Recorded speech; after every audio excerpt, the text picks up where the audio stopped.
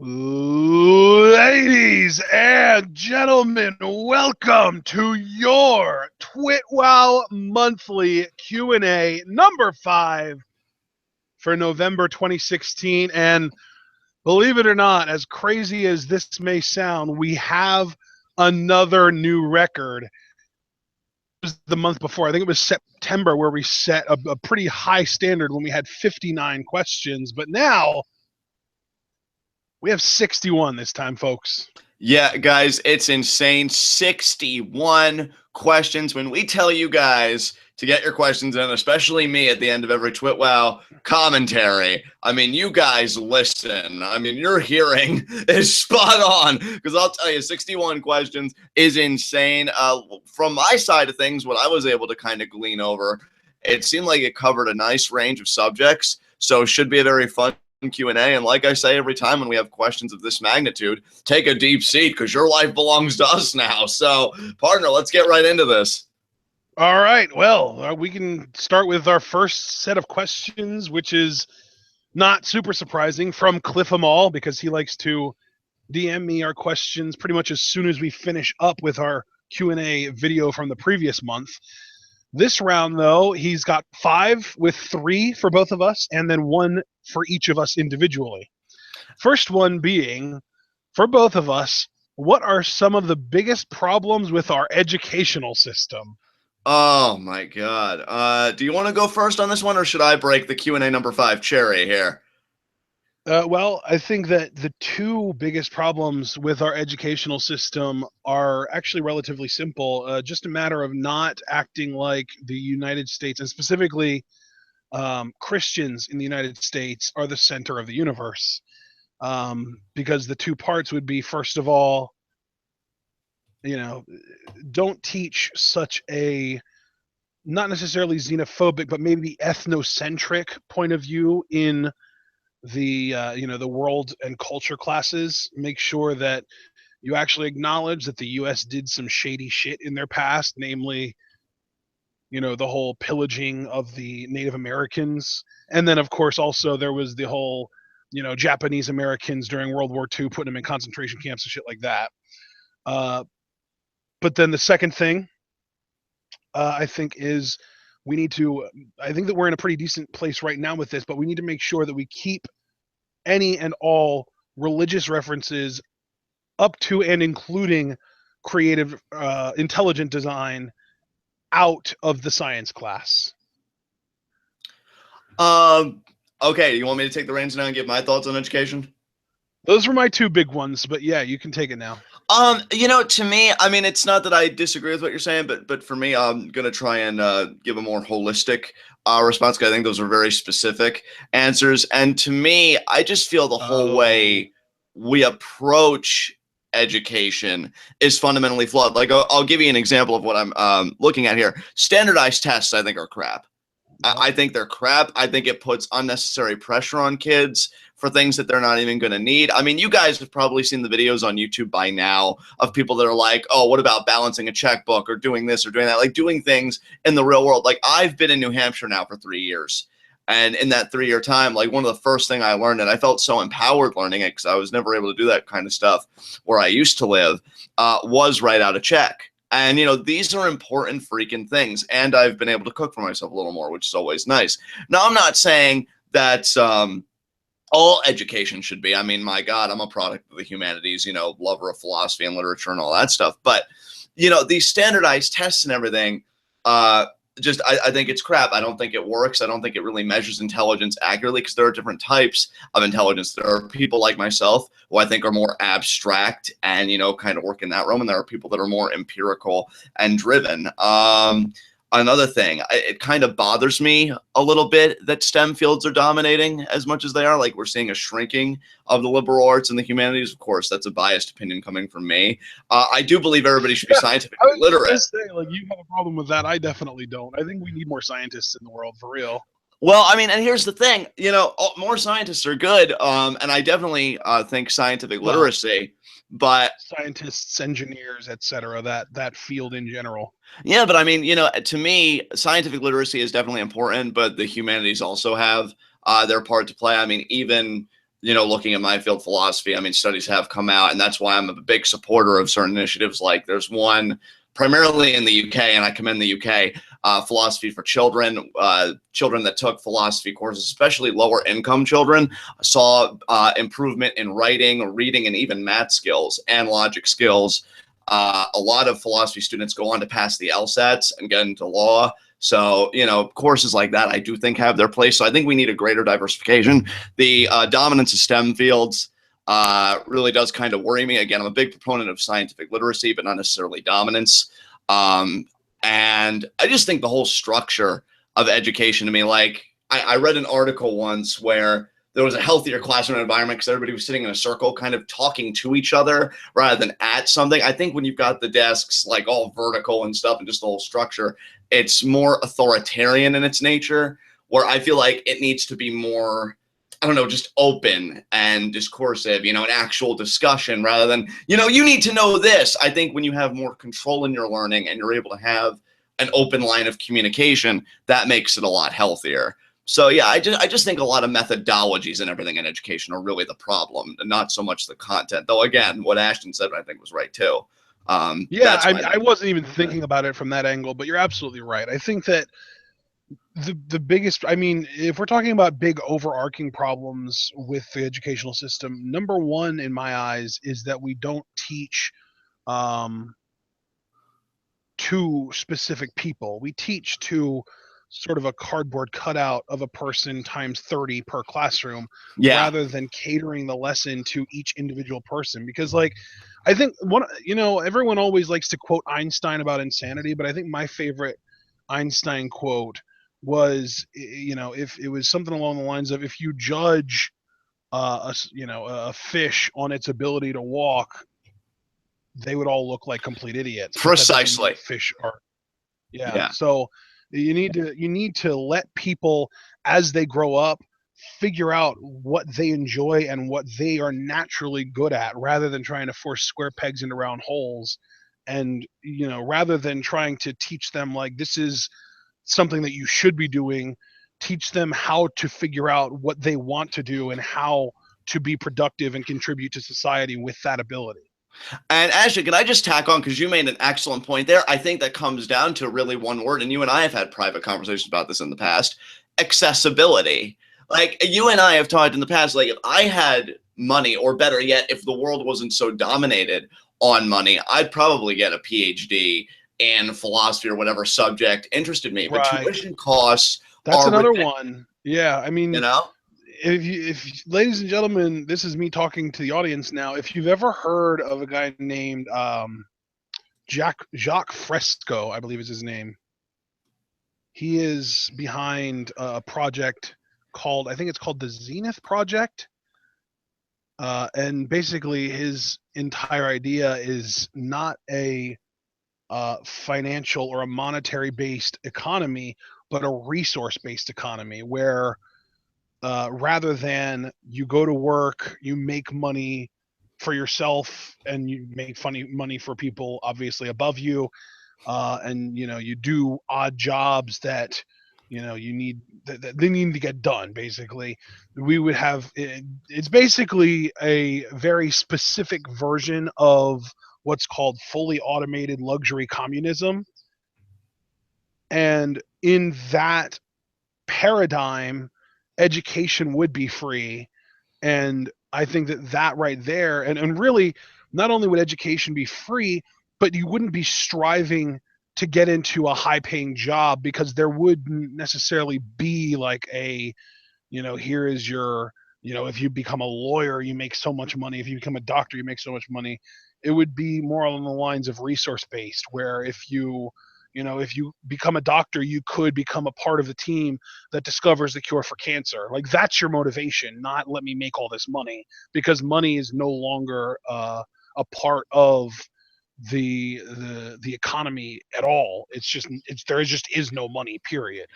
And that's one of the reasons why, if I could speak to the audience as well for a second, I enjoy, and I've got a few projects I'm working on now, but I'm kind of like easing back and taking a little break. But I enjoy being an independent scholar because I'm in charge of my work and it's not dictated by debt. I'm not saying, Yeah. oh, I have to write these amount of papers because I have this amount of debt. I mean, you know, I did a job recently, my New York Times thing. I got a nice payday for that. And guess what? None of that goes to debt, you know, and that's what I think we need to That's be yours to promoting. do with what you want. Exactly. I think independent scholarship is so important. And let me just say something too about the accessibility thing. One thing that makes me so angry, and it's funny, actually, we've been talking about science a lot because I know that there's an academic version of Pirate Bay that is based on like scientific articles and stuff. I wish I could remember the name of it because I know one prominent scientist recently endorsed it. But I hate how pricey academic articles are. Like when I look in my field, there are some that are like $50, and I'm like, well, you better have all the answers in there, you know, for one fucking paper. And that's why people like Aaron Schwartz, I consider personal heroes. He hacked into MIT and he used an MIT computer, I should say, and he hacked into JSTOR, and he took all those academic articles and he distributed them all across the web, particularly to places in Africa where they could really use the poorer parts of the continent anyway, where they could really use that knowledge. And that's what I'm talking about. Like, we need information accessibility. The idea that there are these paywalls for certain scientific studies or theories or things in philosophy or anthropology, and you know or what whatever the thing with that is, that's not even necessarily, oh, you're so selfish. That's more along the lines of the wrong things are incentivized. Like you're not selfish for wanting to make a living. The system is the problem there, because you are just trying to make a living. You're just trying to feed yourself and your family and keep a roof over your head. And it just so happens that the thing that you can contribute to society that helps people isn't an invention or a thing, it's an idea. And that is, the fact that that's behind a paywall sucks, but the fact that paywalls exist for, basic human survival sucks as well. And, I think bringing it back to education, because it's funny, because we've primarily been talking about like scientific and a few like things peppered in there. I read a great piece, very thorough, and you'd really have to invest your time in reading it, but it's a worthwhile read, about how science has always done the best. Like, I know one scientist said, oh, science is at its best when it's an enterprise of like free minds and this and that. The article disagreed. The article actually said science has always had its best flourishes when it's under the guidance of the military and directed towards producing technologies. And that's the thing. Like, we should give education a purpose, but it's got to be purpose that's accessible and self-guided. If I want to create new technologies, great. There should be a hub for me to work with other minds on that. If I want to write literature, great. There should be programs where I can do that from home and, get my, ebooks or whatever out there.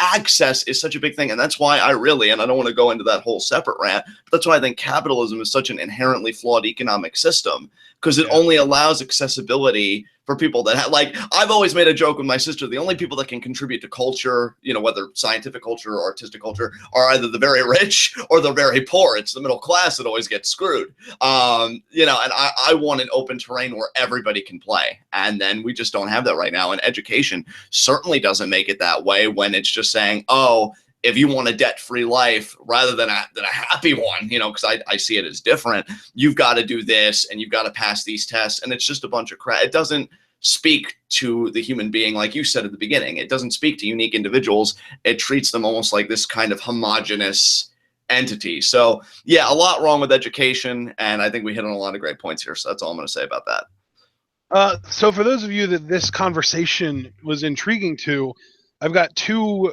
sort of resources or two bits of content that you can go check out, and it's interesting and it might make you think.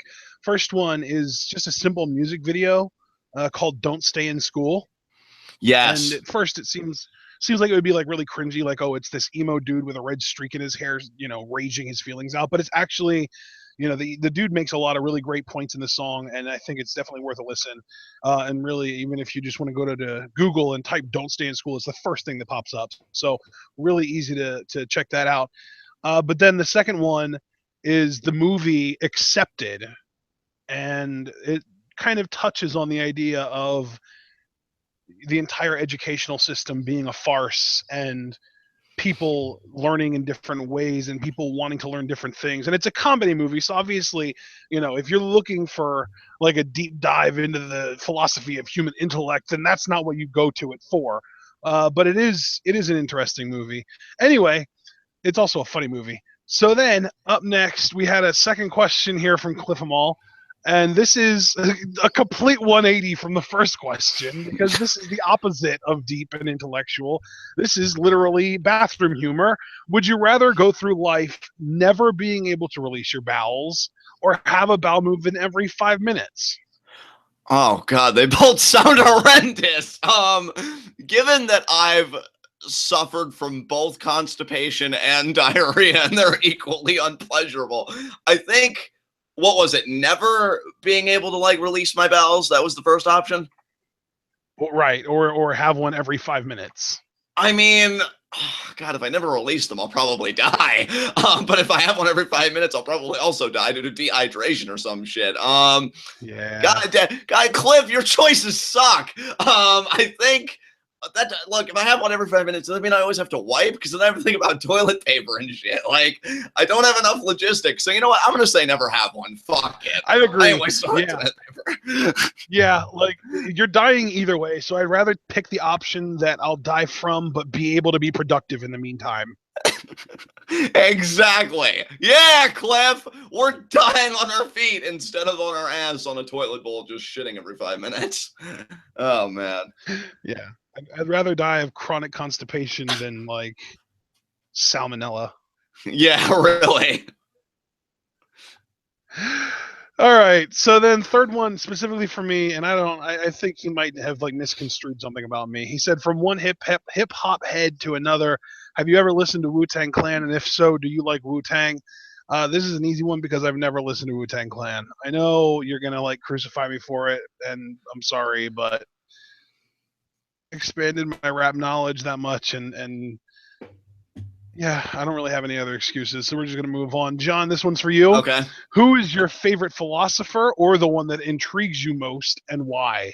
Ooh, oh my God, he cares. And it's funny because I've actually DM'd Cliff in the past when I joked on our last Q&A that he might be a Kantian, and we had a little bit of a conversation. So I see you, Cliff. We clearly connected. I'd say I'm going to tell you the philosopher that I think changed my life the most, or at least made me more thoughtful.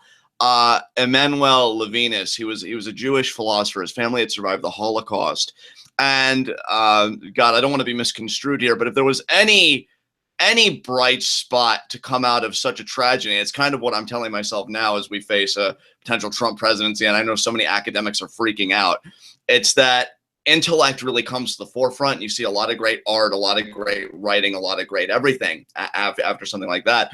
And Levinas had developed an ethic. Now, this is only just a blurb from I actually have it right next to me, the philosophy book, Big Ideas Simply Explained. Great as an introductory read. And he talks about the ethic of the other. And he gives this example of when you come face to face with like a homeless person, and you know they're homeless because they're wearing tattered rags and it's freezing cold, and maybe they're standing by a dumpster fire. Like when you meet their gaze, when you have that contact with what we call the other in existentialism, an obligation is imparted to you. So I could fulfill it maybe by greasing their palm with a 20, or maybe cooking them a meal or something like that. And if I don't fulfill that obligation, I've got to rationalize it to myself why I didn't. And I read that and I poured over it. I must have read it like 10 times. And I'm like, God damn, what have I been doing with my life? So every now and again, I want to donate, or I have donated to charities when I feel like I'm financially able. And I would love to be able to get my transportation issues in order, because I'd love to start volunteering at like soup kitchens or homeless shelters, because now I can't look at another person without feeling like I should do something, like if I'm able to do something. It's very similar to Peter Singer's utilitarianism, very, very prominent academic today, the most good you can do. But yeah, Levinas just talking about there was something so intimate in his prose that just really left a mark on me. So yeah, I'd say maybe not necessarily my favorite, but definitely the one that changed my life the most. Great, great guy. So that's my answer to that.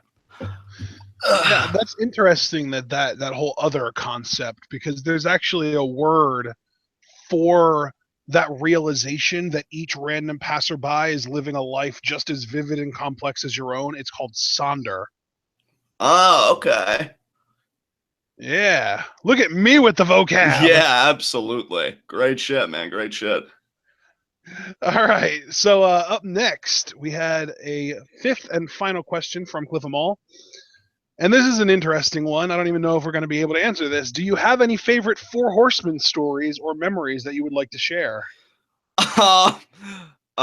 Wait, is he talking about like our Four Horsemen or the actual Four Horsemen? I'm guessing. Yeah, assuming he's talking about the wrestling for the YouTube Four Horsemen. You, me, Alex, and Preston back in the day. I don't even really know if there are any interesting stories. Like, yeah, most of our stories involve us trying to come up with content and then arguing about the actual content of the content. Yeah, there's not gonna be a YWC Four Horsemen DVD, so because it'd be bare fucking bones. Probably the best thing to come out of that, I'm not even shitting, it was the Titantron video that you made, because I thought that was boss. But that's the fondest memory I had, and I picked Cody Rhodes. That really turned out well.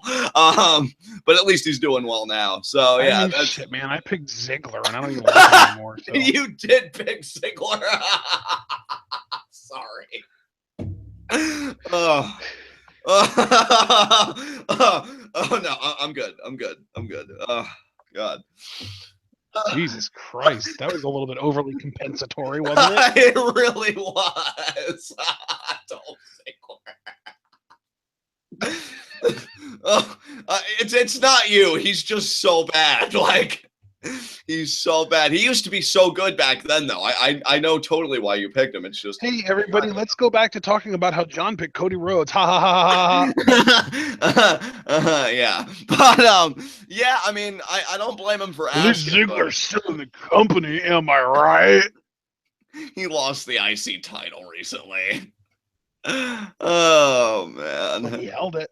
He did. That was like what, his fourth run of those. He's been a multi-time IC champion. Yeah, it was pretty crazy. He's the king of the mid card. But I guess we can move on to the next question. Still has 2 more world titles than Cody Rhodes ever had. That's true. You know what's so great though? You know what's so fucking great though? Is we can no longer say that Johnny Mundo doesn't have any world titles. Yeah, buddy. Yeah. So, I just remember now how many times people would give me shit about that. Now I can tell them to go fuck themselves in slow motion. So okay. Yeah. As far as memories go, I think my maybe not necessarily fondest, but definitely the memory that kind of strikes me the most was when we were making our list for the top. I don't even remember if it was 50 or 100 superstars of all time, and that entire project was a nightmare because all 4 of us made individual lists, and then we tried to compile them in a way that we all agreed on. And the big argument was whether or not Jeff Hardy belonged on the list. And John and I both thought he should be, and Alex and Preston both thought he shouldn't be. And that was kind of really the beginning of the end, because that divide ended up lasting through the end of it, where you and I would agree on something and we would try and be reasonable and look at things on one direction, and they would have a completely different opinion.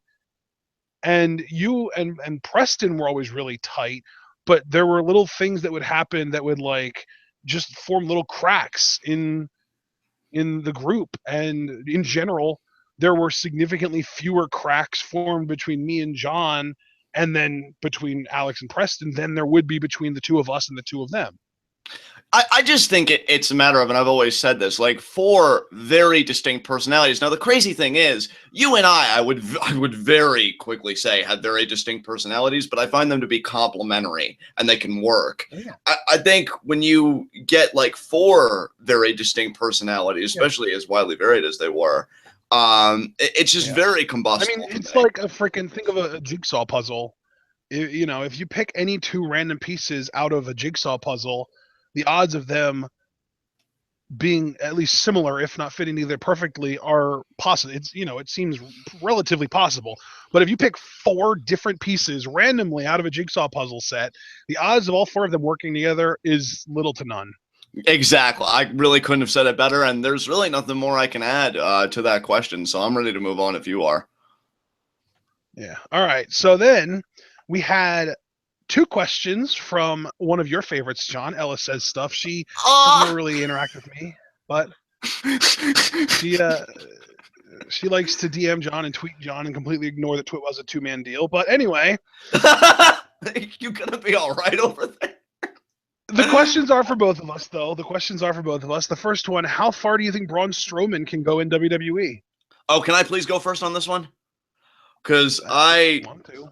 I think that was pretty much already happening, to be fair. Yeah, I love Braun Strowman, man. I think he's great. I know I tweeted out recently, I don't know how many of my Scum Squad saw it, but I listened to his appearance on the Stone Cold podcast, and I just freaking love the guy. I mean, he's so humble, down to earth, did a lot of strongman competitions. Strowman's a strongman.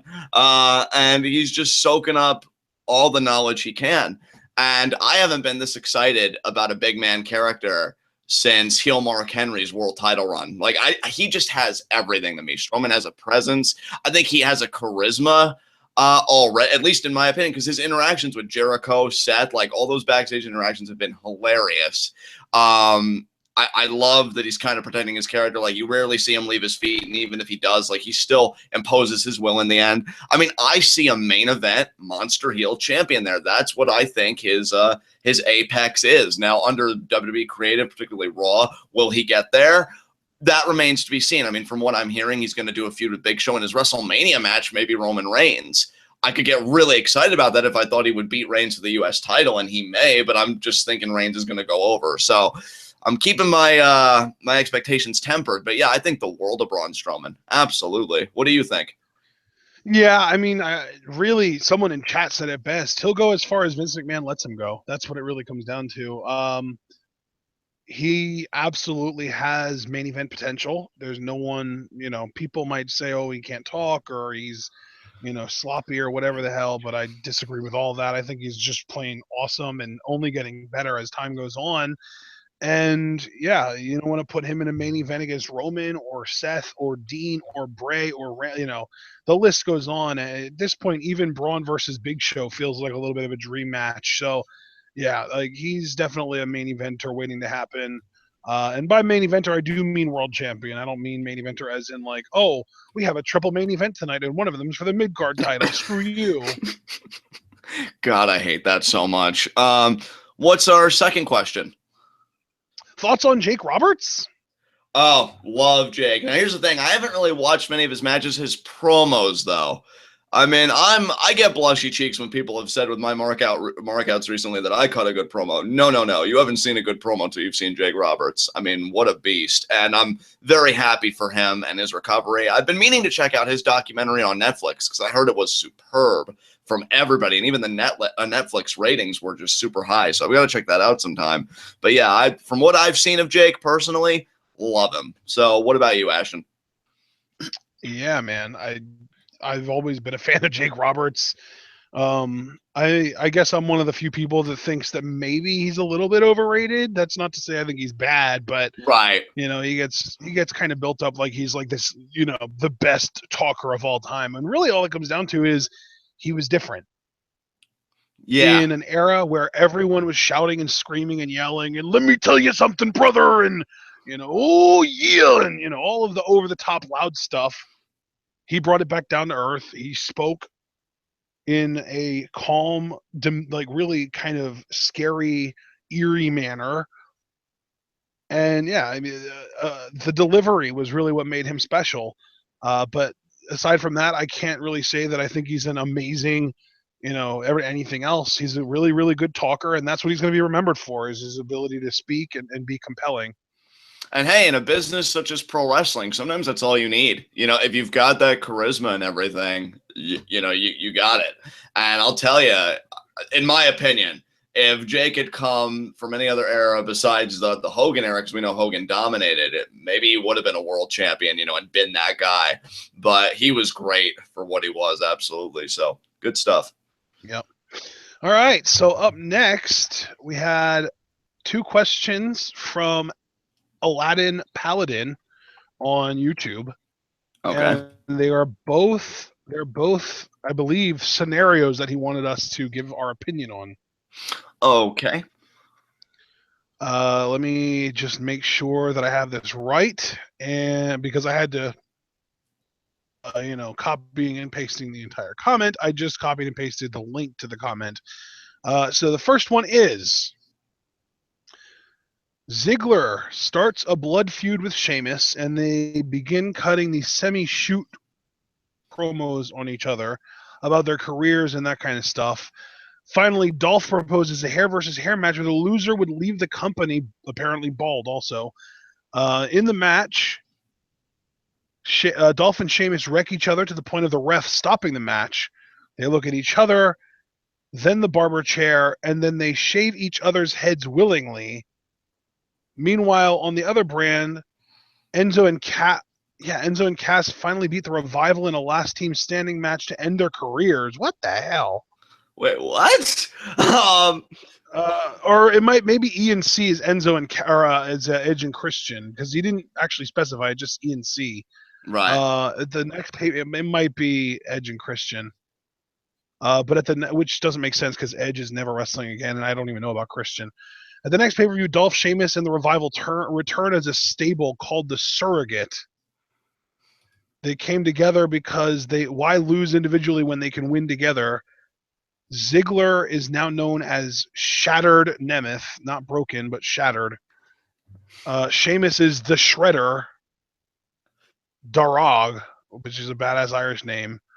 And the Revival is the Restoration, which is a synonym for the Revival, because the T in the two T's in Shatter to be capitalized, the two D's in Shredder, and the two R's in Restoration, because T, D, and R are capitalized because those are what the group is about. Their principles: tarnish, destroy, recreate.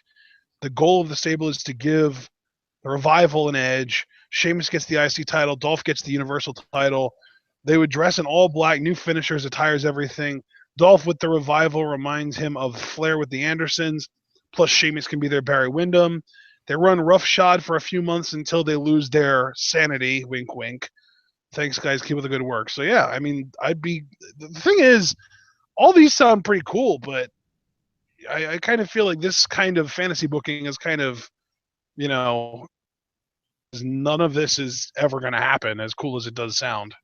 Yeah, I mean, I'm glad you answered first, because I've always looked at you as more the creative mind here of the duo. I mean, at first I wasn't following it, but towards the end now, like it's all come together for me.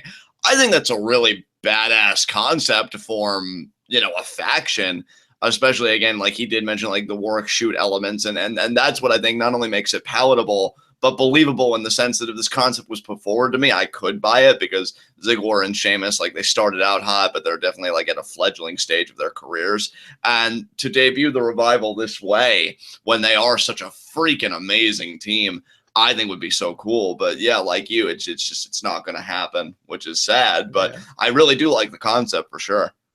I mean, like I said, the concept is really cool. And really, anytime you come up with an idea that involves debuting or repackaging wrestlers into sort of a badass faction, I'm gonna get into. Right? Yeah, definitely. Like, at first, it was losing me. Like, wait, they're shaving each other's hair. Is this fan fiction? Like, but then I can see why. Like, and then they took their pants off and. Oh my! Open up, baby. Here it comes. But yeah, that's your X-rated portion of the Q&A for the evening.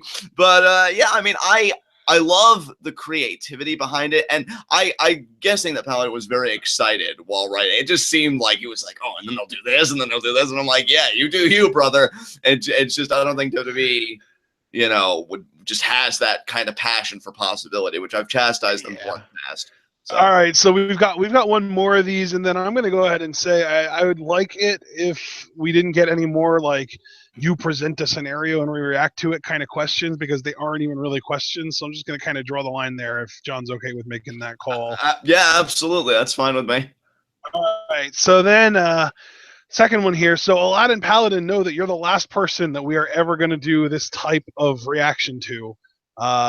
He's got a second idea. It's another one of these, review/question things.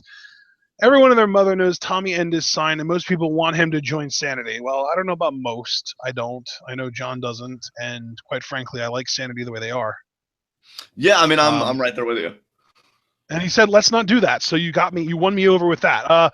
What do you guys think about Tommy debuting as Elias Sampson's childhood friend? Ooh. The story would be that they were rebels, thieves, and no pun intended, drifters who survived together and lived that rock star lifestyle. Basically, underground criminals. Elias's side of the story would be that End was the selfish prick and took most of the income for himself, and that's why Elias ended the friendship and why he's such a loner and why he's still drifting. He was heartbroken about Tommy's betrayal. The actual story is that Elias disappeared because after their last robbery together, he took most of the cash behind Tommy's back. Basically, Elias is just a fake drifter. He's actually loaded with cash that he stole in the last robbery. And the only reason he acts like a drifter is because he's an attention whore, more or less. They would feud for about a year, and then they would become emo-like. They would be like a team, like a by any means necessary team, before they eventually implode again. So you kind of had me up until they started teaming up. I think that if they're going to show up as like used to do stuff together and now hate each other, they should stay hating each other for a while at least. Yeah, I know if my comrade stole money from fuck tagging. I don't want to come in with the heat right out of the gate. You bastard, where's my money? You know, unless that part gets resolved and like Samson like repays him. Yeah, you know what though? I do love, just to kind of isolate one thing that I really loved about that scenario. I do love that Samson is more or less kind of like this glorified hipster. Like he's just doing things just because he thinks he's. That's cool, I feel like that's what like Corey Graves is trying to convince everyone that Samson really is. Right, and then if we were to actually go with this angle, then at least the criticisms that Graves levies at Samson would actually have some merit. So I do like that idea, and I think. Because I am intrigued by Tommy End's debut. I think he could do quite well in NXT, and starting him off with an angle like that certainly wouldn't hurt. So I'm not opposed to it. Again, I'm like you. I'd like them to just start feuding, right out of the gate. I mean, don't bother with the tagging only to implode again. We already know the reason for the original implosion, so just resolve it in NXT. That would be my only criticism. But yeah, other than that, it's solid. So good stuff. Yeah, I mean, I think that if you just look at the kind of the wireframe of this feud, I love it because Samson already has more heel heat than just about anybody else in NXT. So if he is like in the ring in the middle of a song and a new unfamiliar theme song plays and Tommy End flashes on the screen and he comes out like a raging ball of fire and just destroys Samson, he's instantly over and one of the top baby faces in NXT. Absolutely. I do think it's smart having Tommy End mix it up with Elias Sampson. Like it doesn't even really matter where you go from there. You could do the old childhood friend story, or you could go a completely different direction and just be like, oh, Tommy End was sick and tired of people talking, and the only thing worse than talking is singing, and he wanted to put an end to it. Get it? Because he's a fighter, not a talker, and that kind of stuff. So yeah, you could do a lot of different things with that, but I do like it in like its rawest form with Tommy End debuting to beat down Elias Sampson. So up next are 2 questions from Ginger Games. The first question, pretty simple: tables, ladders, or chairs? Ladders.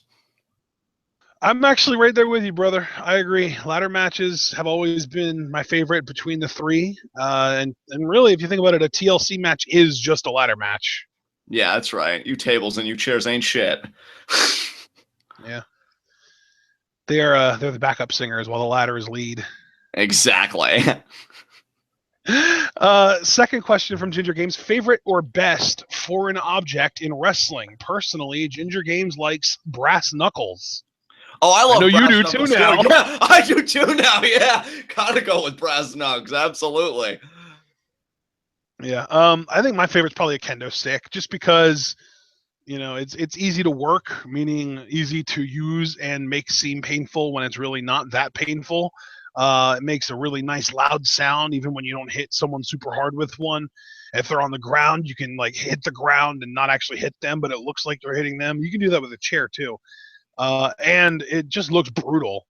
It's one of the best working weapons in wrestling because you can make it look like you're beating the absolute shit out of someone and you don't even really need to hit them that hard at all. Yeah, I mean, I love the reasoning behind that, brother. Can't argue with that. All right. Up next, Jacob Bradley had 5 questions for us. I think he is in chat, although I haven't seen a message from him show up in chat for a little while. He was here earlier. Question 1, do you guys think Neville will ever get pushed? Personally, I don't. I think the most that he will ever get pushed is as the Cruiserweight champion, if we're lucky.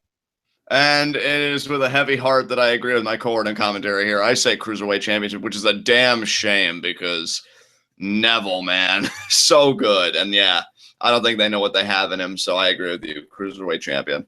Yeah. Second question from Jacob, and this is for both of us. What are some of your favorite hobbies? John, I'm going to let you go first with this. Oh, I mean, writing, reading, playing video games, which I, hope to get back into soon. God, what other hobbies do I have? I mean, I love, chilling with my family, just very, very standard hobbies. Don't really have anything too out of the ordinary there. So, yeah, I mean, that's all I got. Just the basic reading and writing, especially. Like, I devote a lot of my time to that more than anything else. And the occasional hike, because I do live in New Hampshire. And, when the bugs aren't out, there is nothing like a quality hike. My personal best is 13.5 miles, because you got to just keep those abs intact. You know what I'm saying? Oh, and my shoulder, which unlike Cliff is actually 100%. So, So, Ash, what about your hobby? Damn, son, shots fired. I know, right? He's definitely going to react to that later. Yeah. So what about you? What are your hobbies? Yeah, my hobbies, well, I think you already know I am a big fan of the pro wrestling industry. I'm not sure if everyone else is familiar with that. So I would consider that watching, reading about, analyzing, that kind of thing with the pro wrestling industry. That's one. I'm also, people might not know this about me, I'm also really into pro football analytics. And when I say pro football, I mean American football. Apologies to the Brits and Southern Americans, because I know that, pretty much the rest of the, and Africans and Asians, and I guess I have to say Australians now too, even though it's implied, but really the rest of the world knows football as what we know in America, because we're so damn xenophobic, as soccer. But American football analytics. And when I say analytics, I mean like, what are the numbers that are available for me to use to predict something that is going to happen, and how can I use that to do cool stuff with it? Awesome. Yeah, I mean, I was well aware of that, and I'm glad our audience is too. Anything you want to add? Oh, yeah. Yeah, I mean, video games, obviously, but really, for me, the video games that I play have the number of video games that I play, the quantity has reduced pretty drastically over the last few years, because I used to play, all kinds of like GBA games, all the Pokemon games, and all that kind of stuff. And I had Madden on my PS2 and Super Smash Bros. On my Wii and all that stuff. But I've pretty much sold all of my physical gaming consoles, and I'm just down to my PC now, because hashtag PC Master Race. And I, really, the only 2 games that I ever really play anymore are Minecraft and Brawlhalla. And even with Minecraft, like 9 times out of 10, if I play Minecraft, it's modded Minecraft and not like regular vanilla. Let's just pull up Minecraft and go, because like modded Minecraft for me is probably the most fun that I have, even though it takes for goddamn ever to get stuff done in it. I also go outside, which people might not realize, because I'm not ever outside when we record these. But yeah, outside, I love throwing frisbee. I love throwing football. I love throwing baseball. I love playing football and baseball. I love swimming. Swimming is probably my favorite thing to do outside. Sadly, that's only for like 4-ish months a year, if we're lucky. And yeah, I mean, I guess going to the movies would qualify as a hobby, although I really don't do that so much anymore, just because money is tight and movies are ridiculously expensive. Yeah. The other ones that involve driving somewhere that isn't just around the house or outside the house would be like bowling and mini golf, I guess. Those are fun, but also money. So Right. just stick to the staying at home and swimming and throwing things around. Yeah, so I live a pretty basic life. Yeah. Well, I guess, as far as hobbies go, I guess like watching YouTube videos and TV shows and movies and shit, stuff that we do together most of the time, qualifies as a hobby as well. Right, absolutely. So there you go, guys. There's your list of hobbies on my end. And I think we can move on. Up next, third question from Jacob. Favorite villain from the DC universe? This is the easiest question in the world for you, John. Go. Wait, he said DC universe? Yeah. Deathstroke, baby. Yeah. Fucking love me some Wade Wilson. Or Slade Wilson, I should say. Slade, yeah. Because Wade you is the almost got parody. caught. I mean, so, yeah. The parody? Wade is freaking Deadpool. Well, that's what I'm saying. Like, Deadpool originally, with his conception, was supposed to be a parody of Deathstroke. So I know, but it's gotten so much more successful than Deathstroke, so who's the parody now? Well, you know what? I don't really care for the tone, so I'm just gonna ignore that. But yeah, Slade Wilson, I love it. I just love villains. You know, I mean, anybody that picks on the weak, I got you, fam. I got you. So. Oh my god. Well, I mean, that being said, I'm going to go with the more traditional answer here, the more common, the more populist answer, and that's the Joker. And it's pretty much exclusively because of Heath Ledger being an amazing actor and pretty much, giving his life to making the Joker come alive. Oh yeah, his portrayal was great. I do look forward to when Jared Leto can get a more substantive film and like a more substantive role, really, in showing what he can do. Because right now I'm not feeling, but it's really not enough to make a very substantive assessment. Very qualified assessment. So, and yeah, Mark Hamill from the animated series. I mean, you can't discount him. So. Yeah, I mean, I agree, Mr. Darkseid. Never watched an episode of a DC animated show. Well, there you go. But yeah, so you're Joker, I'm Deathstroke. We good here. Let's just blow the world up together, John. Yeah. Up next, this is specifically for you, John. What is your favorite book? Oh, God, that one. You know what? I know I'm going to answer this. I'm going to go with the book that just had me on the edge of my seat, Crime and Punishment by Dostoevsky. I think is an amazing, character study. I think it's a great look into the criminal mind. And yeah, Dostoevsky, you know what? I don't give a shit. Suck his dick. He's amazing. I even turned my friend James on to him a few months ago, and he loves him. Like, he's just such a superb novelist. So yeah, I have to say Crime and Punishment. Excellent book. All right, and then the question for me is, who's your favorite football player of all time? And as far as just who my favorite player to watch of all time is, if we're talking all time, probably Randy Moss. John, I know you know of him, but you're not really familiar with his work, and he is just amazing. He's, in my opinion, the greatest wide receiver in the history of the game. I know everyone else says Jerry Rice, but the reason Jerry Rice is as, unanimously that answer is because of his longevity, not because he was actually like the best ever. He was just the best for the longest time, whereas Randy Moss was legitimately the best ever.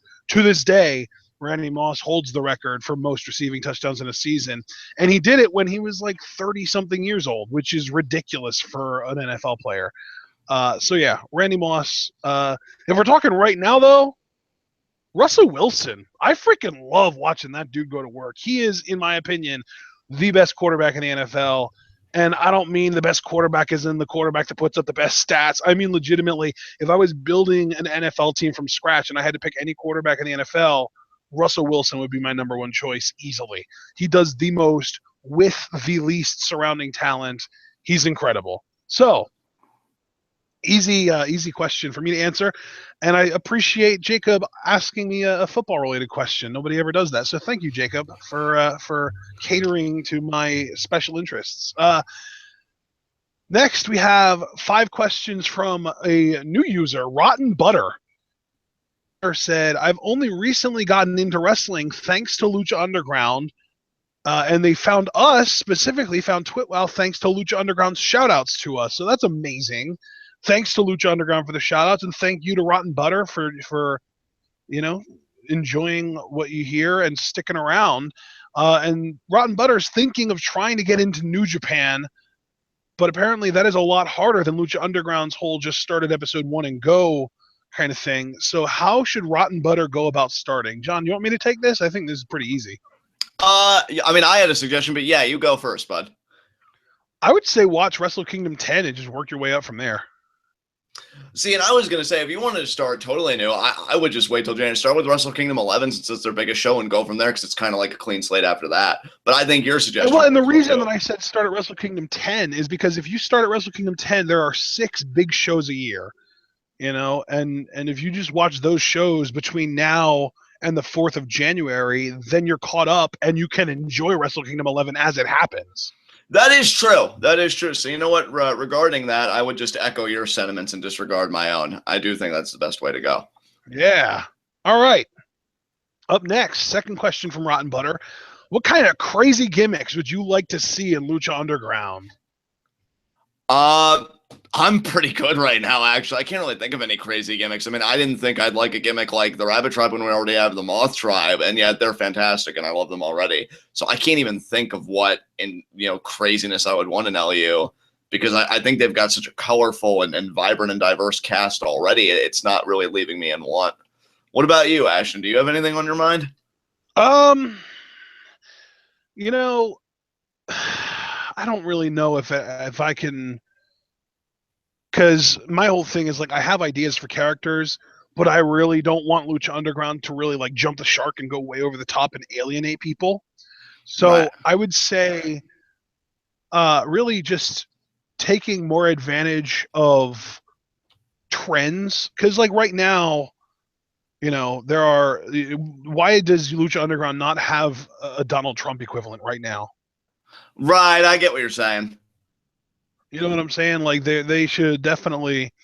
And the thing with Donald Trump is that even though it's like it's definitely topical and it's kind of trendy right now to kind of make fun of Trump because he's just won the presidency, he's been this much of a goofball forever, and I don't think he's ever going to stop being a goofball. So really, just making fun of Donald Trump in general might be reaching its peak popularity right now, but it's something that's always going to be a cool thing to do. Oh yeah, I mean, look, I'm right there with you. You're talking about a guy. He hasn't even been formally sworn in because that's not until January, and like already SNL and like everybody else is piling it on. With every policy decision and everything that happens, it's going to be new material. I think for a lot of people for the next 4 and possibly 8 years. So while I agree with you, it will have a cool down. I don't think it'll ever go out of style until he goes out of office. So yeah. Really, I think Lucha Underground is perfect. Personal ideas rather than just capitalizing on trends. I've always had this idea of it's funny because I absolutely loved it when Naito did what he did, because his, like last year during G1 when he would come out with the mask on and then the bell would ring and he would just stand there and then he would take forever to disrobe, and if like the opponent tried to attack him, he would always get the upper hand and beat the shit out of them so that they're down and out for long enough for him to disrobe. I want a character that's like that, but more horror based than troll based. Like I want one that's like, excuse me, like think of Saltador, the guy who just showed up with the Rabbit Tribe, who wears the black and white checkers. But rather than black and white checkers, it's just black. Like he just wears a black bodysuit, and then he can wear like a white mask. Like think of the spirit in the Spirited Away in that movie. Think of like the creepy all black spirit with the white mask that has like a smiley face on it. I want something horror based in wrestling, and I think Lucha Underground is kind of creeping towards that a little bit with this whole Snake Tribe thing with Cobra Moon and like her like dungeon and her throne and shit that we saw in the trailer and stuff. But I think you can take it further. I think you can take that element further, and people would love that. So that would be my contribution there. Third question from Rotten Butter. Have you guys seen Cowboy Bebop? I've always heard about it, never took the time to watch it. Yep, same here. Heard about it before, never seen an episode. And Rotten Butter added that he or she always hears about us talking about what anime we like, but never heard us talk about Cowboy Bebop. And that he or she thinks that anyone not seeing Cowboy Bebop is a goddamn tragedy. So maybe we have to check that out. Wow, I take that rather personally. I think we have to rectify this. My world right now. But yeah, I mean, always heard of it. I know it's one of the definitely more popular ones and older ones. Wasn't that the same? Well, I don't want to go down that rabbit hole, but I feel like that was like in the same wave as like Yu Yu Hakusho and all those animes. because I know it's definitely an older one. But yeah, maybe I saw like 1 or 2 episodes when I was a kid, but not enough to make an impression on me. You know what I mean? And actually, you know what? Just to take a little bit of a step back to the Lucha Underground thing, I guess Matanza is a horror character because he's basically Jason Voorhees, right? I mean, yeah, that's the vibe I've always gotten. Yeah. So, you know, I said Lucha Underground's creeping closer towards the horror genre, but they already have kind of dipped their toes into it with Matanza and with, I guess, Mill too, the physical embodiment of death. So yeah, if any promotion would do my sort of dream gimmick with the all black, with the white mask, with the, you know, wearing like a black suit to the ring, and then they slowly take it off like Naito and kind of pull off his shenanigans if anyone tries to attack him while they're disrobing and stuff like that is just the ultimate dream gimmick to me. So, fourth question from Rotten Butter. Speaking of anime, dubs or subs? Dubs 9 times out of 10 for me. Yeah. So I can do subs. Don't get me wrong. Like, I don't have too. a problem with subs. But I do prefer. Here's the thing: with certain anime, you have to watch the sub because the dub really waters it down and sometimes even changes the story outright. So even though I do prefer dubs, if there's an anime that I want to watch that I find out that the dub is just straight up inferior and makes the story more watered down or convoluted or that kind of thing, I will watch the sub version. Yeah, it's funny with me because if I'm watching anime on my own, and see even that changing because if I'm getting on like some of the more recent stuff, well, dub hasn't been made yet, so it's sub by default. Yeah. Like you, I can do subs too, but it's more of like whenever I'm watching anime with the family, they prefer subs and I'm cool with it. But if I'm watching stuff on my own and I know it's out there, I will go a dub. Though I will say this, I may be converting to sub myself because the dubs I've been hearing lately of animes I've watched in sub, the voice acting is god awful. I'm like, damn, you sound horrible. So I might be going to sub full time. I don't know. I haven't heard a quality dub in a while. So I might be going to sub full time too, but not for that reason. I'm actually trying to learn Japanese, so right. And I mean, I will say this: I'm going to be giving dubs. I mean, hopefully another chance in the future because I heard Dragon Ball Super is finally getting ready to be dubbed, and James has been telling me, "Oh, you got to watch Dragon Ball Super," and I'm like, "Shut the fuck up, bitch! It's subbed. I want to know if they're getting the original voice cast together because if they are, I am so fucking there." Chris Sabat to me is brilliant, but if it's not, I'll probably just stick with sub, and then I'll finally watch it so I can shut his bitch ass up. So. Yeah. All right. Fifth and final question from Rotten Butter. What are some Netflix original shows that you like aside from the Marvel stuff? Well, Orange is the New Black. Black Mirror recently had their latest episodes hit, and God, I fucking love that show so much.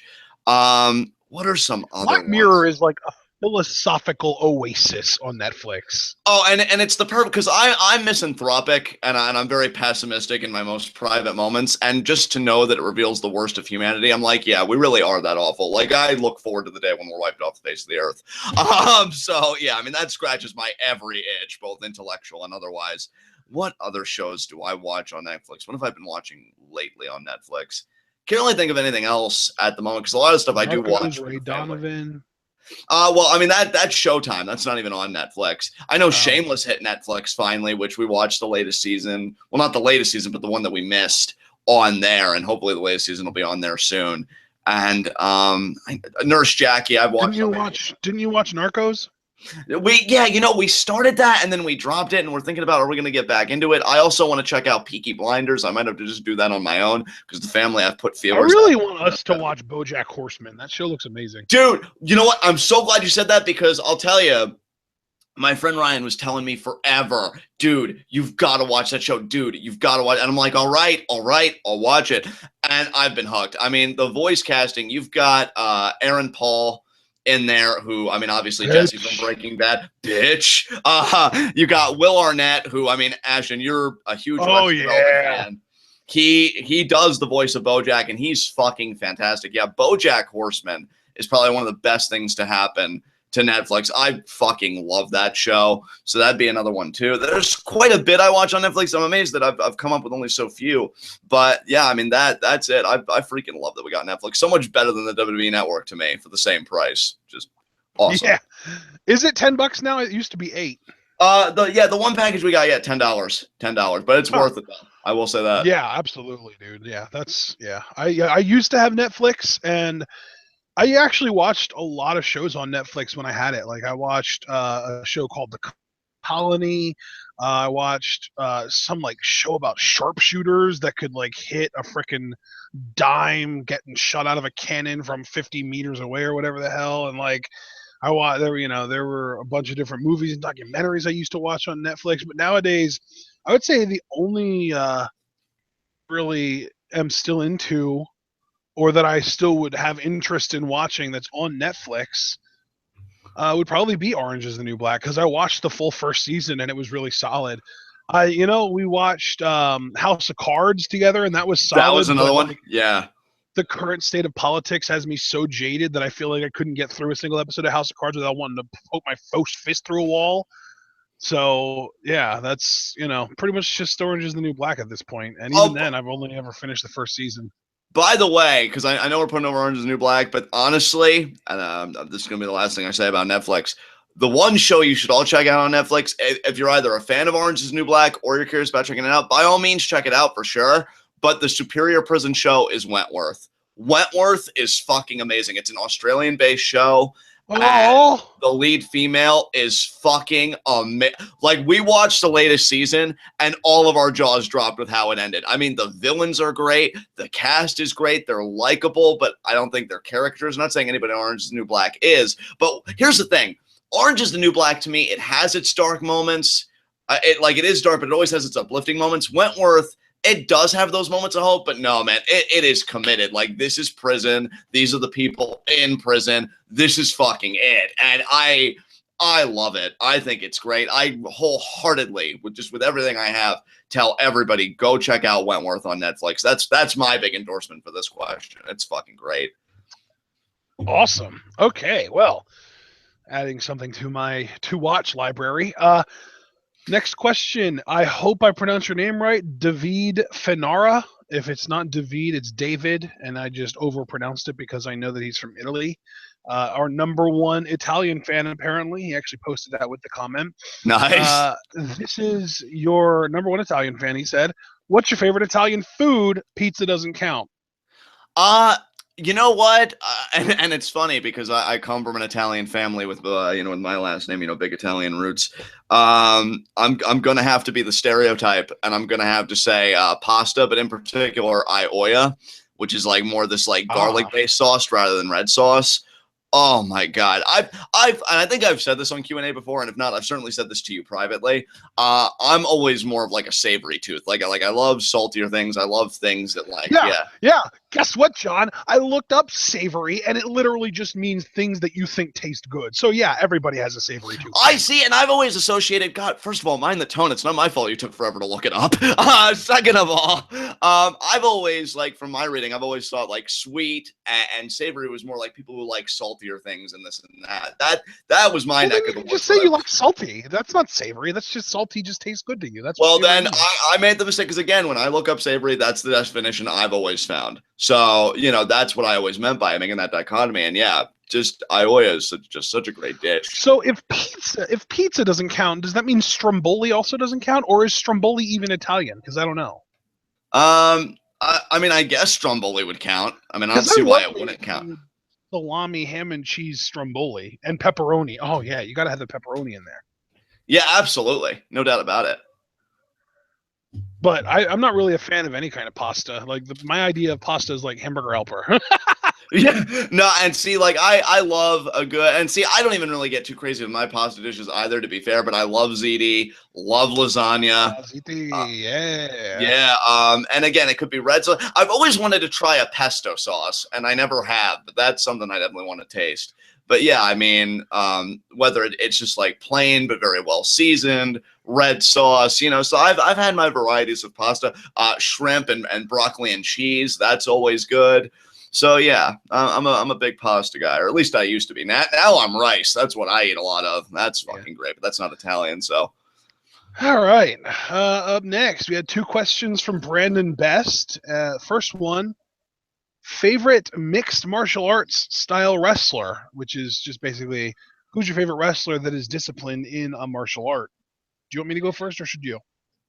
You go first. Yeah. Shibata. There you go. That's easy for me. God, I don't even know if Johnny Mundo is like versed in any mixed martial arts. I know he's very athletic and he does the parkour. I don't know if he has any martial arts background to go with that. Does he know Taekwondo. Taekwondo, yes. But I can't give that as a legitimate answer. I want to treat Brandon Best's question with respect. So yeah, I mean, I guess I'll say CM Punk. Isn't Johnny Mundo versed in capoeira? That's technically a martial art. Actually, I think you're right. So yeah, Johnny Mundo with a win, bitches. Yes, I am riding such a high. Okay, these days. let's go a little bit more traditional and say like something that someone would actually use in the octagon because no one's using capoeira in the octagon.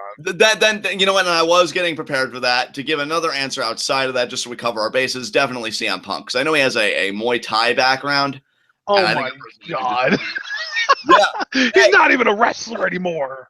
Hey, you know, he said favorite mixed martial arts wrestler. He abandoned us. Hey, look, man, it's not my fault CM Punk's better than the rest of you. Get over it. So that's my pick right there. All right. Second question from Brandon. What are your thoughts on Triple H as a whole? Reign of Terror, businessman, etc. You know, here's my thing. I know we did a lot of joking in the Survivor Series 2002 review. Never forget Triple Drake. But as a businessman, you know, I really want to believe. I really want to believe that, you know, he wants to do well and he seems very sincere and he really seems to care about the people at NXT. So from a business perspective, I mean, he's got my support. Even from a wrestling perspective, here's my thing. I've never thought he was bad in ring or even on the mic. I just think he thought too much of himself. Like, if he didn't politic so much, I'd probably like him a lot more than I do from an in-ring standpoint, because to me, he's not even bad. Like, one of my favorite Triple H matches was, and I think it's one that doesn't get talked about a lot, him versus Chris Benoit, I want to say from Vengeance 2004. And the reason I picked that match is Triple H's psychology was on point in that match. Like, it just really a great wrestling match from him. And his early 2000 stuff was great, too. And I love Cliff. Fuck him. 2000 2001 was amazing, though. And yeah, I agree. Like, those years were great. I just think if he didn't politicize so much, I would look at him so much more favorably because he really isn't bad. But as a businessman, yeah, he's got my full support. Absolutely. What about you, bro? I don't even know if I agree with that because really you can't know how good he is as a businessman because NXT has never had to stand alone as an independent promotion. It's always had the financial backing of the, you know, mama and papa WWE, Vince and Steph and all them. So you can't even know if he's a good businessman. Like, does he make good business sense? Maybe. We don't know. Let's see if, you know, if NXT doesn't get bought whenever WWE does get bought and Triple H has to try and make NXT stand on its own 2 feet rather than being helped up by, you know, the parent company. Let's see what his business sense looks like then. Because like you and I might think, oh, he makes good business decisions just because we enjoy the product of NXT, but we don't know for sure if they're actually good business decisions yet. And that's certainly true. That's a fair point. Yeah, nothing I can really add to that. Say, to me, Triple H is a B+ player, and the reason that's funny is because, you know, they had him saying that's Daniel Bryan, but really the reason that he's treated the way he is because he's basically forced it and extorted it out of Vince. I married your daughter, you're going to do what I want you to do, you know? Yeah, and I mean, you know, we've all, you know, kind of said that, and I'm going to continue to believe it until I'm shown otherwise. And yeah, I mean that's really all I can say about it. Let me just say this, because I don't know if I'm ever going to get a good opportunity to say something about this again. Can I just say, I think it is hilarious that after 3 tries, Triple H and Stephanie still can't produce a boy. They have 3 daughters, and once they realized that Triple H is apparently incapable of passing on his Y chromosome, they decided, guys, we're not going to have a daughter. Let's make sure that we're not going to have a son, rather. Let's make sure that when our daughters get old enough to wrestle, that women are respected. All of a sudden, NXT Women's Revolution. Yes! I'm not even touching that. We can move on. I'm not Oh, even man. wrong, because it's always Triple H and Stephanie that are pushing, women are equal, women's revolution in WWE, and Stephanie is the freaking head of marketing. And what's the worst aspect of the WWE? The freaking marketing. Yeah, I mean, you ain't wrong. You ain't wrong. Oh, Daddy's little man. princess, and really Vince McMahon, the king of nepotism himself. Daddy's little princess is awful at her job, but she still has a job because she's Daddy's little princess. Yeah, but yeah, I mean, again, there's nothing I can really add there. All that stuff is gold. Oh my God. Sorry. I'm glad I got to get that off my chest, though. Anyway, up next, we have 2 questions from Daniel McGrady. First one is, what was the best gimmick that shouldn't have gotten over with the fans, but did? I've got a really easy one. Are you ready for this? Sure. Chinless Wonder, James Ellsworth. I was gonna say Ellsworth. I'm just gonna co-sign on to yours, because I really couldn't think of anybody but Ellsworth. Any man with 2 hands is a fighting chance. Shut up, James. So Johnny Knockout was more entertaining anyway. big, sweaty man. Sweaty man. Apparently, he has a YouTube channel now, and there was like a video circulating on Tweetop today. I only watched like the first few seconds, and I'm like, nah, I'm out. But yeah, Ellsworth definitely. Yeah. Second question from Daniel McCready. What are your favorite entrance stages / sets? Entrance stages / I mean, to me, WrestleMania always has a great presence with its stage and everything. So yeah, I think I'm gonna go with that, because there's one thing I will always give WrestleMania, and that's the set design and everything. You know it's WrestleMania because they do it big and fancy, especially when they have like those open sky arenas, kind of outdoor arenas. That's always great. So yeah, I'll say WrestleMania for that. I'll say TLC 2010 because John Cena literally dropped the set on Wade Barrett.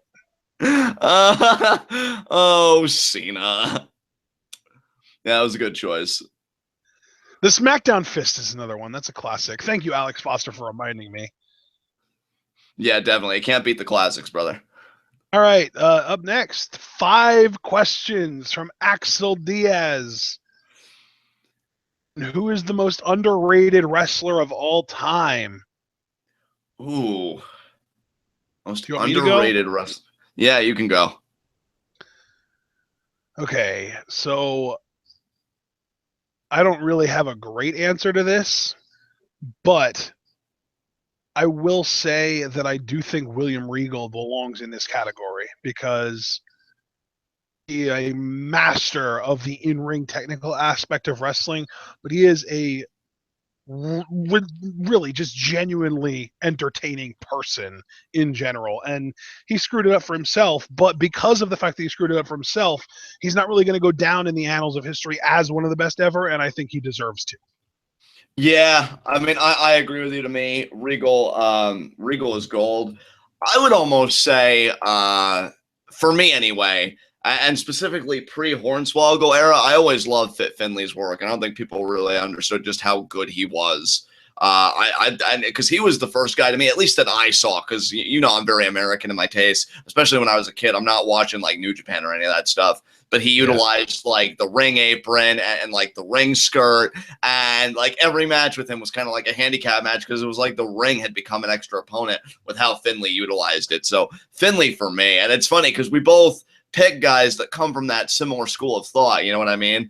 And yeah, so I agree with your pick, and I definitely got to vouch for Finley. He's amazing. I think Finley was always really good, but he completely lacked charisma, which I think Regal does have. I will give you that. I will give you that. I feel like Regal, because here's the thing, and Regal's always given this advice to the young crop. Like, don't think that you're above any gimmick. Just take it and make it work. Like, I remember when he, that one episode of Raw Roulette where he had like a little mini feud with Goldust and he came out looking like a showgirl. Like, Regal understood that this is a business predicated on entertainment. And he was always willing to go and do things like that. I mean, the tag team with Eugene and other stuff. And to me, he always made it work. And I loved his GM. The entire swap with Goldust. Yeah. Yeah, and dude, he got so into that too. That was great. And then, like you said, it really is a shame that Regal, and he even acknowledged this in that promo he cut on NXT when he was feuding with Cesaro, one of Regal's best promos because of how honest it was that he, really messed it up for himself because his GM stint and his King of the Ring win, like I wanted him to be in hindsight because I was a kid. Stint. Oh, you mean on Raw? Yeah. Yeah, and like I was a kid at the time, so I couldn't really appreciate it then, or at least I was younger and still had my biases towards certain faces and certain heels. But looking back, yeah, I wish he would have been world champion, and I wish he would have just stayed on the right path for just a little longer because he would have been fantastic. So yeah, I totally agree with your Regal pick. Just put the blunt down, William. You don't need it right now. You'll be fine. I want to backtrack very quickly because I do remember receiving this question and it must have gotten like lost in the shuffle. By the way, guys, going forward, I'm gonna have a pin tweet for every Q&A, and you guys can just all do that. But yeah, I'm just gonna say no. Okay, John, you're being very vague. When he says do that, he means reply to the pin tweet, or no, not even. Yeah. Do not do a retweet quote because that won't show up when John clicks on his pin tweet to look at everyone. He wants you to reply to the pin tweet with your question specifically. Exactly. Go in and reply to that. This way it'll always be on tap for me because, yeah, that'll always keep all my questions organized. So, yeah. All right. So, up next, we have more questions from Axel. I'm sorry. We were only on the first one of 5. Favorite Mortal Kombat character? I'll take this one. And personally, I've always loved Scorpion because, I mean, obviously, he's got demons coming out of his hands that reach out and grab people, and he says, "Get over here," and pulls them in and then stabs them and kills them, and fatalities work that way. So go ahead, John, yours.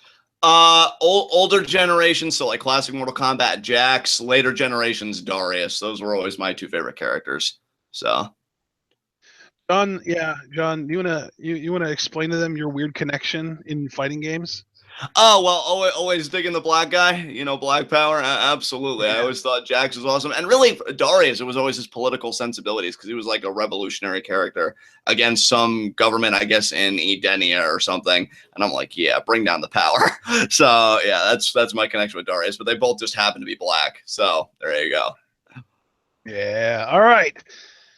Third question from Axel. Is James Ellsworth ruining SmackDown Live? No. The writers who keep insisting on making him look like he can do stuff are. And see, you know what, though? Like, I won't even entirely agree with that. Like, I personally don't like Ellsworth, but to me, he's in the same category as Sami Zayn. Like, I don't care for Sami Zayn. If he were to leave tomorrow, I really wouldn't miss him. But he is an exceptional worker. Yeah, I'm just being honest. He is an exceptional worker, and he should be used properly. Like, I was pushing for him to be Intercontinental Champion because he clearly has a connection with the audience. I'm not in the entire audience, thank goodness for him. And yeah, I mean, he should definitely be pushed and treated as such. Why I like how they're using Ellsworth, at least a little while back. I mean, I know they did that recent stint with AJ in the ladder match. I didn't think that was bad. I felt like that was fine enough. But I love how Ambrose kind of used him as kind of a thing to get to AJ and frustrate AJ, almost like a tool of psychological warfare. Like, oh, I'm going to frazzle AJ by using this guy that he hates. But then it turns around and it bites Ambrose in the ass later, and then Ellsworth kind of gets his redemption. So I think the way they're writing it and stuff is fine. What I worry about is if they get I have my own thoughts about what's going to happen with Ellsworth, but I'll save that for another time. But yeah, I mean, I'm not bothered by it. He's a storytelling device. What I'm more curious about is what is he going to do when he's no longer an integral part of the Ambrose AJ interactions? Because he's fine as kind of an intermediary, but what is he going to do as a standalone? And, that's where I think my harsher judgments may come. But for now, it's fine. If you could pick anyone on the SmackDown Live roster to be the world champion, who would it be? Styles, but if I couldn't pick him... No, you can pick him. I think that's hilarious, though, because you said, obviously, audience isn't nothing but all me. But if they were, everything would be about the same, because Adam Cole would be ROH champion, Marty Scurll would be TV champion, Johnny Mundo would be Lucha Underground champion, and Kevin Owens would be Universal champion, and AJ Styles would be world champion. So the crowd might as well be all Johns, because you're winning. Yeah, I mean, yeah, you're not wrong. Oh, man, life is good right now. So... What's next? Oh man. Up next, fourth question from Axel. Conspiracy theory you believe in most? I feel like we got a question similar to this on another Q&A. I think remember that may have been previously favorite. it was favorite conspiracy theory. This is the one that you believe in most. I'd still say for that one though, Lost City of Atlantis, because I could believe like a very devastating earthquake or something, and like just everything just submerged. I'm guessing if we were to ever disprove it now, would be the time with the advancements in technology. You know, being able to take. God damn it, Cliff! You keep taking my answers in chat before I get to say them. So yeah, what were you gonna say? I'm guessing JFK then, because I'm seeing that in the chat now. That would be your answer. Yeah, the JFK assassination was an inside job because the elites didn't want somebody in the government who was as liberal as JFK, who would have, you know, screwed them over. That would have actually been for the people rather than just doing what every president and politician since then has done. Yeah, I mean, I could certainly understand where you're coming from. So yeah, good picks there. Pretty much, I think, right? Because wasn't that your favorite conspiracy theory too? Last No, Q&A? my favorite conspiracy theory was the 9/11 thing. Ah, that's right. That's right. All right, I guess we can move on. All right. So, next question, final question from Axel. Favorite author? Well, yeah, I'm going to answer this two different ways because I know I said earlier Crime and Punishment is my favorite book. So naturally, Dostoevsky would have to be one of my favorite authors. But in terms of series of books, got to give it to an author known as Margaret Peterson Haddock. She really kind of changed my life with those books because it was the Shadow Children series, probably the best young adult fiction I've ever read, not like the crap that's circulating today.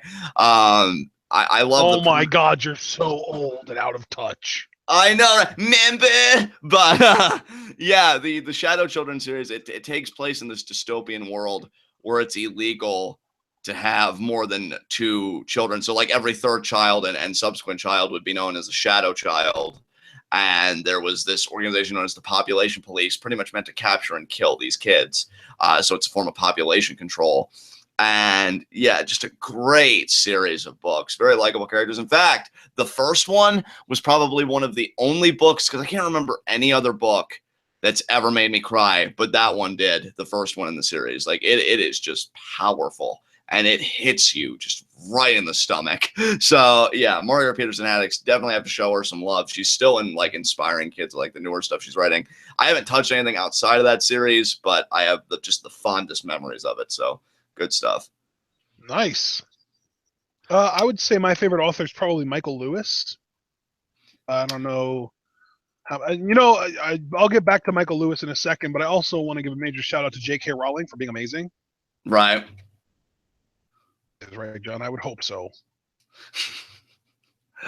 But who's Michael Lewis? Because I've never heard of him. So you know who J.K. Rowling is, though, right? Yeah. Am I breaking up like crazy right now? No, I mean I said yeah. You said, do I know what J.K. Rowling is? I said yeah. So did you hear me or? Okay, I'm sorry. No, it's just there was like a weird delay, and you didn't even sound sure of yourself, and like yeah.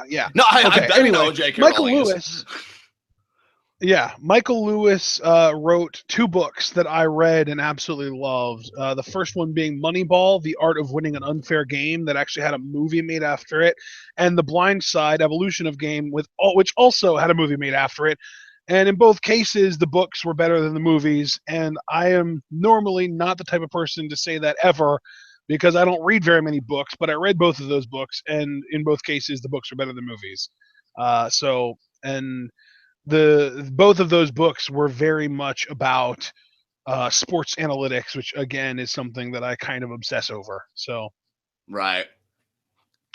Oh, there was another one. Oh, damn! I wish I remembered who wrote it. It's like The Art of Building a Dynasty or something like that. God damn it. I think I might. War Room: The Legacy of Bill Belichick and the Art Dynasty. and it is by Michael Hawley. I thought I was going to say Michael Lewis for a second. I was about to freak out, but that is another book that I've read and is amazing, and props to the author. But really, as far as favorite authors, number one, probably J.K. Rowling, number two, Michael Lewis. So yeah. Next question from Master on Facebook at Angus786. Should WWE turn Ellsworth heel? My answer is no. My answer is I think they will. I'll agree with Ashton, no, but I was even saying like I was going to save my comments on Ellsworth for a later time. I guess I won't. I guess now's the time. I think he's turning heel at TLC. I think that future WWE title opportunity he earned recently, Ambrose is going to unintentionally muck it up for him, and Ellsworth's going to return the favor at TLC by turning on Ambrose. That's my official prediction right there. So I agree with him. No, they shouldn't turn Ellsworth heel. I agree with Ashton, but I do think they will at TLC. Storyteller West in chat. They shouldn't, which is why they will. Exactly. Okay, so then we had 4 questions from Ben Jr. These are interesting. First one is, which wrestling reviewers do you guys watch? And it's hilarious that you asked this, because we were actually just having a conversation about this last night, and we kind of arrived at the conclusion that the answer is really not anyone ever, much at least. We will occasionally watch a Deluxe Man video depending on the content, but really the only wrestling related content that isn't an actual wrestling promotion that we consume is there are podcasts that we listen to. One of them is, and really 4, I'll say there are 4 podcasts that we listen to. 2 are if a certain set of circumstances are met, and then the other 2 are just every episode we listen to. The 2 that we listen to situationally are Masks, Mats, and Mayhem, the Lucha Underground AfterBuzz show, and the condition is if somebody from Lucha Underground is on the show, we'll listen to it. Otherwise, we won't. Yeah, I mean, Storyteller Wes, like, asking about reading. I mean, I definitely read Wes's blog. Everybody should check that out. I also read the John Report. That's actually one of my favorite wrestling reviewers that are written. I used to read others, but they got way too obnoxious for my taste. But yeah, those 2 guys are probably the only ones I read with any kind of consistency. So on the reading front, and then the other two podcasts that we listen to on a regular basis, where like every episode that comes up, we have to hear it. The one Podswoggle is just the best. I love Podswoggle. They very rarely do like, oh, something just happened, let's put up an episode of us talking about it kind of thing. They just did that for Survivor Series, and it was amazing. But usually their episodes are taped, days, if not weeks in advance. And it's, they just put it up and we just love it. They're amazing personalities and it's just great. And then the other one is one that we got into just this year called Fighting with My Brothers. And it's a really good podcast that covers both wrestling and MMA. And the beautiful part about the wrestling part that they talk about is that they talk about WWE and Lucha Underground. So we get kind of our Lucha Underground content from that as well. We were even just talking the other day, like we wish there were more really good Lucha Underground reviewers, because we just feel like there aren't enough people to talk about it. And yeah, we're not. Good Mike Work. Good Mike Work's another one. We listen to Good Mike Work. He's a pretty good guy. Really wish he talked about Lucha Underground. I'd be interested to know what he thinks of it. And that's about it, though, right, John? Oh, absolutely. Yeah, I love Good Mike Work, and I think given the era that he came from, because he's been watching wrestling a long time, I'm guessing he'd probably take to Lucha Underground because, again, such a colorful and diverse roster. But yeah, definitely, I wish more people would talk about LU, and mainly people that have really taken the time, to understand the lore and to like pick apart the little things and just see everything that they're doing. Because yeah, it's a promotion with such depth that I wish more people would get in on the conversation. But as far as just general wrestling, yeah, Good Mike Work's one of my favorites that we listen to. I think he's great. Yeah, like there have been a lot of reviewers that we have listened to in the past that we don't anymore for various reasons,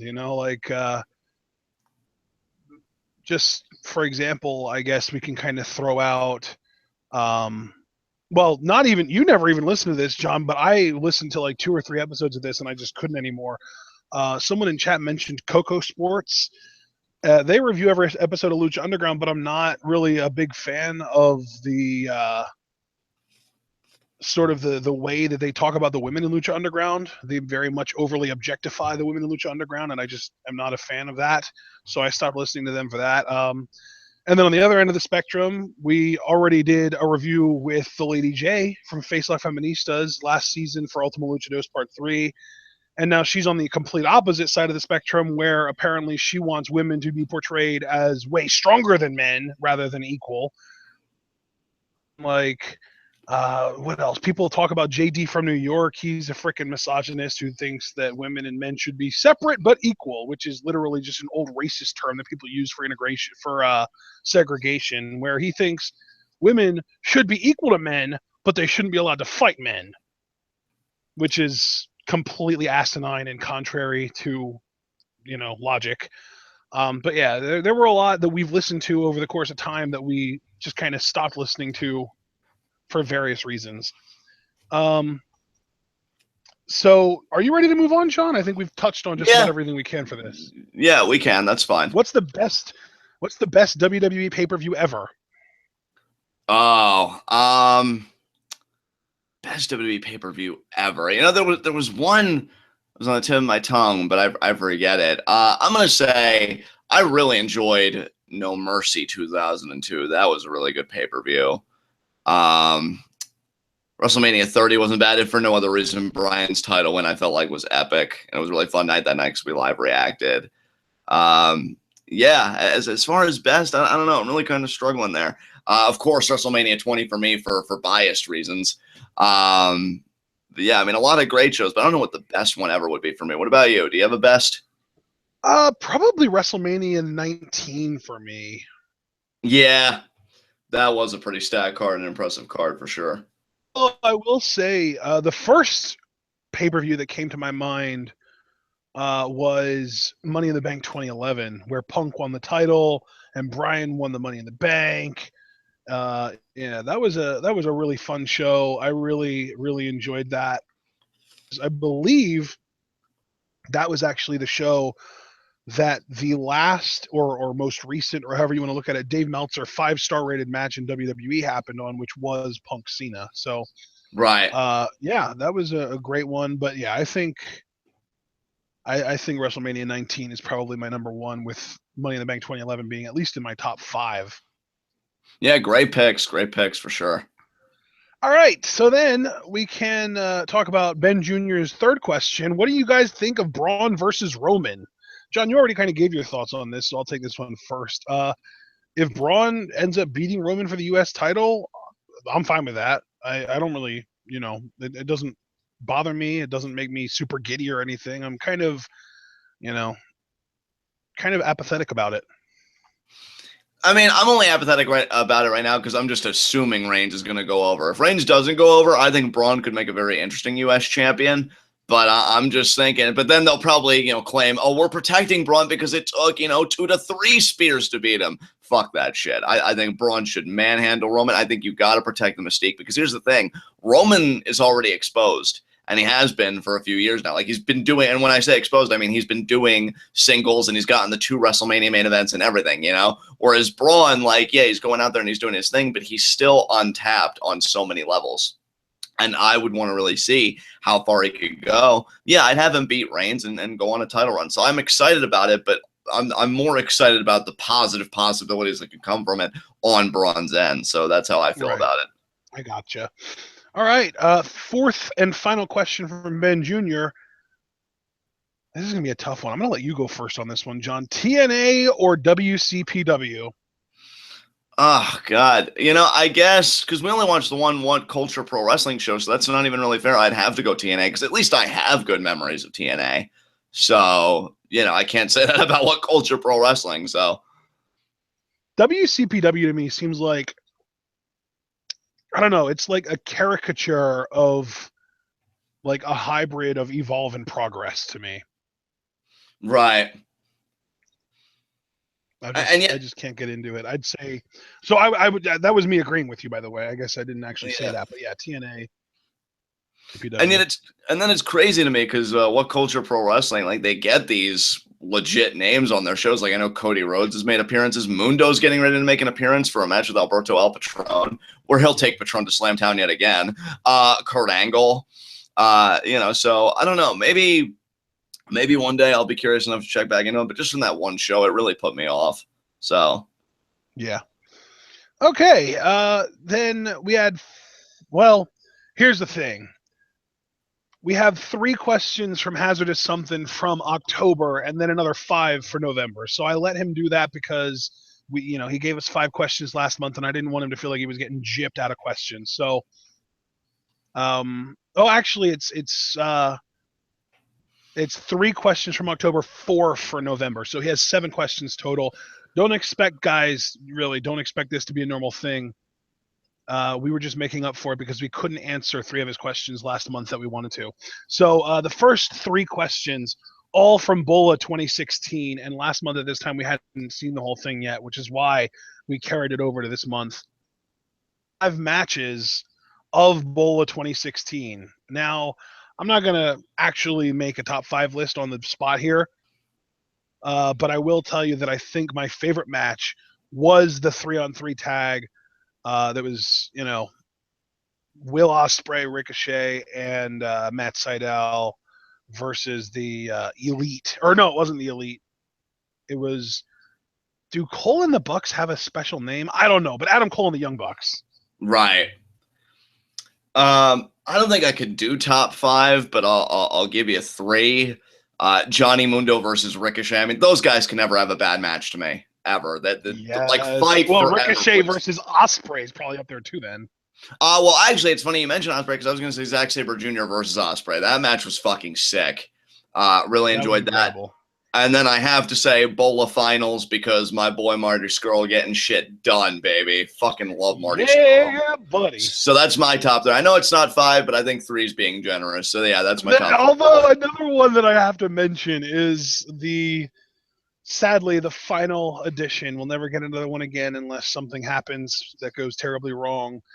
Team Ciampa versus Team Chuck Taylor, featuring Jushin Thunder Liger and his asshole. Yeah, that was great. Oh, man. PWG. And his remote control that can slow down time, apparently. Yes. It was 2 amazing comedy spots right in a row. Definitely, I agree. I love that. Yeah. Second question, what is your favorite tag team match? I already gave mine, so what's yours, John? God. You know what? It has to be Revival versus DIY from Toronto. No, from BOLA. Oh, from BOLA. Tag team match? I guess the one that I think Cliff mentioned in chat, it was the boys and Dalton Castle versus Adam Cole. Yeah, that's right. When it was Red Dragon as the boys. Yeah, I thought that was a really fun tag match, so I'm going to have to go with that. How does PWG manage to be so good, so consistently for so long? Seriously. Third question regarding BOLA, and final question regarding BOLA. Just some of your favorite moments from the 3 shows. Obviously, Marty and Trevor Lee double teaming Will Ospreay to just torture him until he finally taps out in the BOLA finals was an amazing moment. Like I said, Jushin Thunder Liger's asshole, the slow motion, and of course, like you said, John, the boys, aka Red Dragon, being revealed to be Red Dragon, and the first 5 to 10 minutes of that match of the commentators playing it up like they don't know who the boys are, even though they were clearly Red Dragon. It was hilarious. I loved it.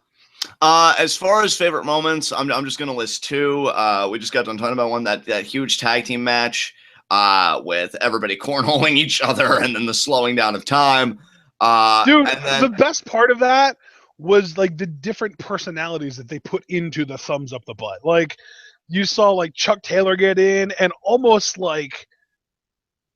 as a rebellious act stick his thumb up the next guy's butt, and then Cobb doing it where he set the guy up and it was Olympic thumb in the ass.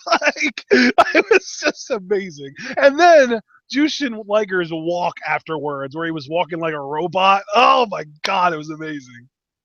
Yeah, absolutely. I mean, I completely agree with you. And then my other favorite moment, because I love seeing him get his moment. Definitely Marty Scurll's victory speech to close out BOLA, because I've thought the world of him for some time. It's funny because we were talking about the Regals and the Finleys. To me, he's kind of a successor of that age. He's kind of like the modernized version of that. I love watching Marty Scurll work. I do hope he beats Zack Sabre Jr. to become PWG champion, because I like Sabre, but I love Scurll so much more. It's like it's not even close. So hearing his victory speech was just phenomenal. I loved it. So definitely got to pick that. Yeah, that was awesome. All right, now we're on to the 4 November questions from Hazardous Something. First one to Goldberg Lesnar, but can you develop your thoughts about this match and expand on them more? You kind of broke up a little bit at the start of reciting the question. So what does he want to expand our thoughts on regarding Goldberg Lesnar? The match itself, just talk more about it, because we reacted to it, but we didn't really do any kind of analysis or review of it. You know what? Now that it's had time to settle, I hear one side of the argument say, oh, well, think about the dollars that this will make for WrestleMania. And then the other side saying, well, that could have gone to a young talent that gets to topple Lesnar and instantly get made. I still belong to the latter group, even after really hearing both sides. I think it's only a money-making boom in the short term. I'm trying to think of the long-term health of WWE. And yeah, it was a fine match, because I guess if you're riding that wave of nostalgia, Goldberg used to squash people like that all the time. But you had done all this work building up Lesnar, and Goldberg comes in, bad shoulder and all, mind you, and does that to him. I think that should have gone to a Samoa Joe, or to a babyface that was like a scrapper or some shit. Just somebody that could really be made from that right off the bat. So I'm still on that side of the debate. It was a fine match. Again, if you loved Goldberg's style of matches, but thinking creatively and thinking long term, I thought it was trash. So, I mean, that's just my thoughts on that. Yeah, I think I'm going to have a lot more to say about this later on when we get to Deluxe Man's questions towards the end. But for right now, I just want to say that it set out to do. The WWE's goal was to establish Goldberg, get him immediately over as a top baby face. There were already little kids who were way too young to actually know who Goldberg is in the crowd chanting his name on the following Monday. So mission accomplished there. Sell the Goldberg merch, and they have like 4 or 5 different shirts for Goldberg out. So obviously those are selling like hotcakes now. Really,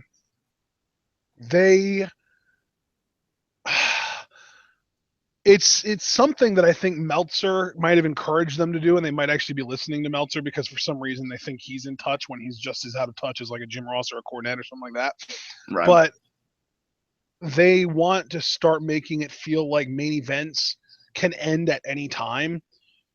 And because that match started at like 25 after 10 or 20 after 10, most people were saying like, oh, this match is going to go a half hour or whatever. And they ended it early for shock value, to be like, you never know when WWE main events are going to end, kind of like UFC, because with UFC, a match could last, a few rounds before anything happens, or it could end in 30 seconds, just like what happened at Survivor Series. So really, the WWE had things that they wanted to accomplish, and I think they achieved the goals that they set out to get. But on the other hand, and this is what I'm going to address later, I don't think that they were the right goals to achieve. So I'll leave you on that cliffhanger, and we'll talk about that later when we get to Deluxe Man's questions. Sounds good to me, man. Second question for November from Hazardous Something, directed specifically at Johnny Scumbag. Yes. When do you think Angelico will win the Lucha Underground Championship from Johnny Mundo? Let's face it, sooner or later he will, and you will have to drop a fail bomb on Mundo. It's going to happen. First of all, that's just absurd. I would never drop a fail bomb on Mundo. There are other people I could drop fail bombs on, like Jack Evans, for instance, or PJ Black for not playing defense well enough. As far as Angelico winning the world, see, it's funny because me and Angelico actually had a little run-in recently.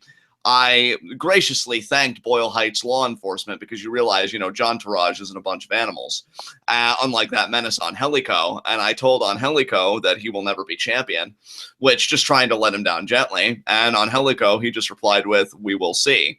You could be cryptic, but just because you jump off things really, really well doesn't mean you're going to win the world title. And given that he's worked 15 years to win that championship, plying his craft and being somebody worthy of a world championship, don't just think you can waltz in there and take it from him. So, yeah, he's never going to take it off Mundo because I'm still committed to the idea that Taya is going to end the reign.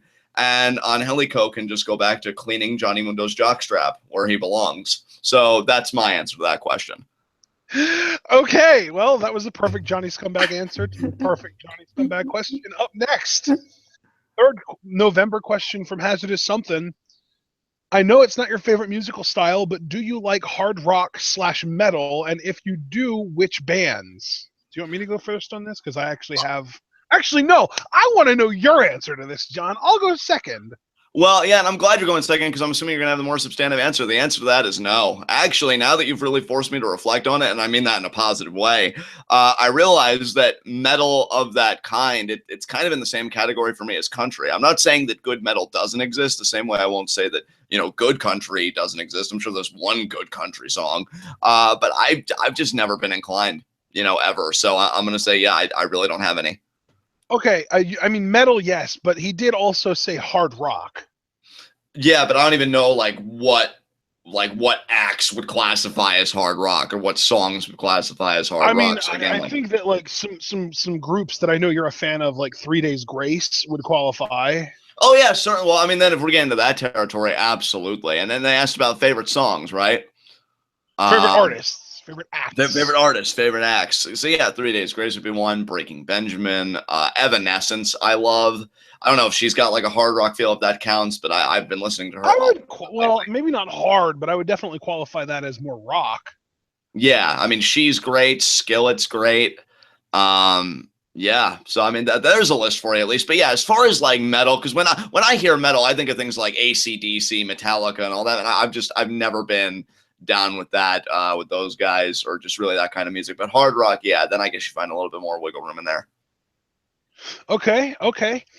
For me, really, again, I'm eclectic, so I do have certain artists that I like from every genre. So to answer you, yes, I do enjoy some hard rock metal music.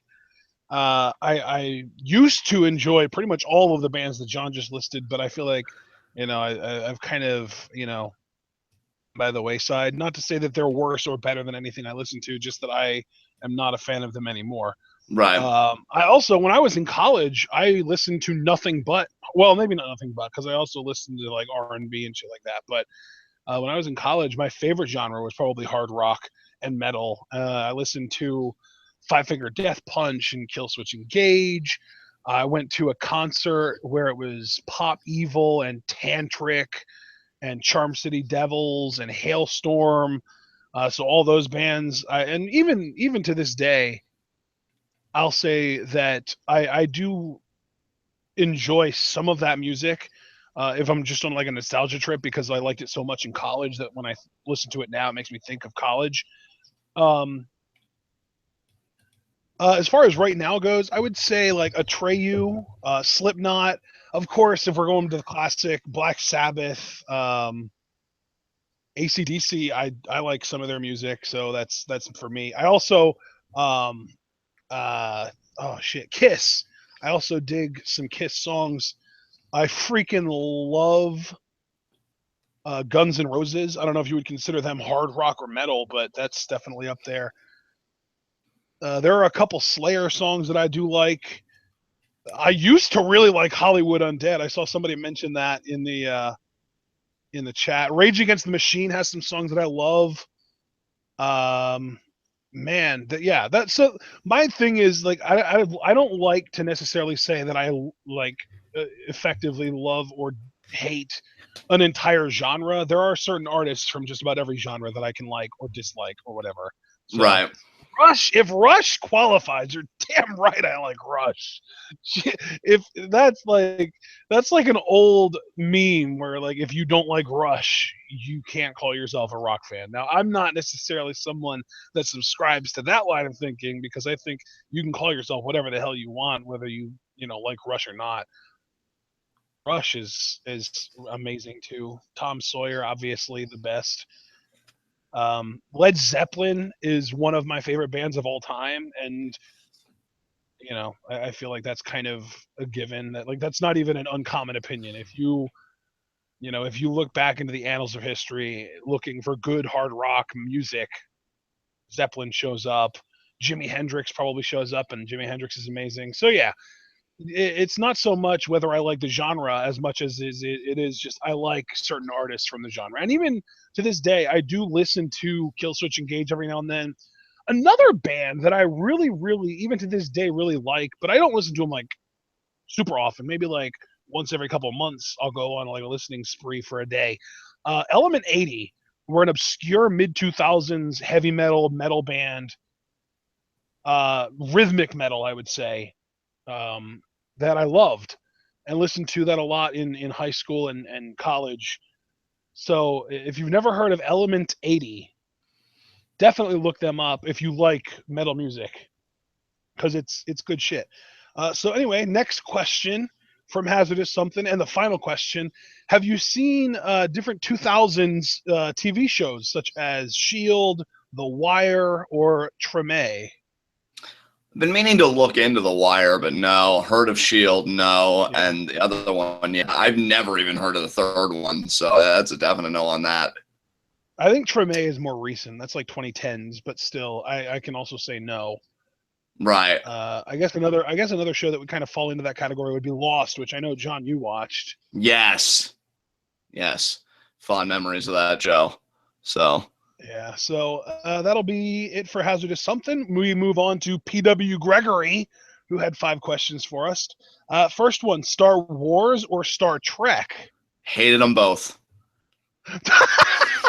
I mean, John, I gotta tell you, I think that if you would give it a chance, you would like Star Trek more than Star Wars because Star Trek is like a postmodern take on what would happen if not only every country in the world, but every world in the galaxy was able to, unify and come together and actually have a time of peace. It's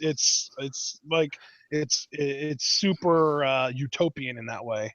Yeah, it's funny because with Star Trek, and I will at least give Star Trek this credit, still fuck Star Wars, by the way. I'm not even going to touch that shit with a 10-foot pole.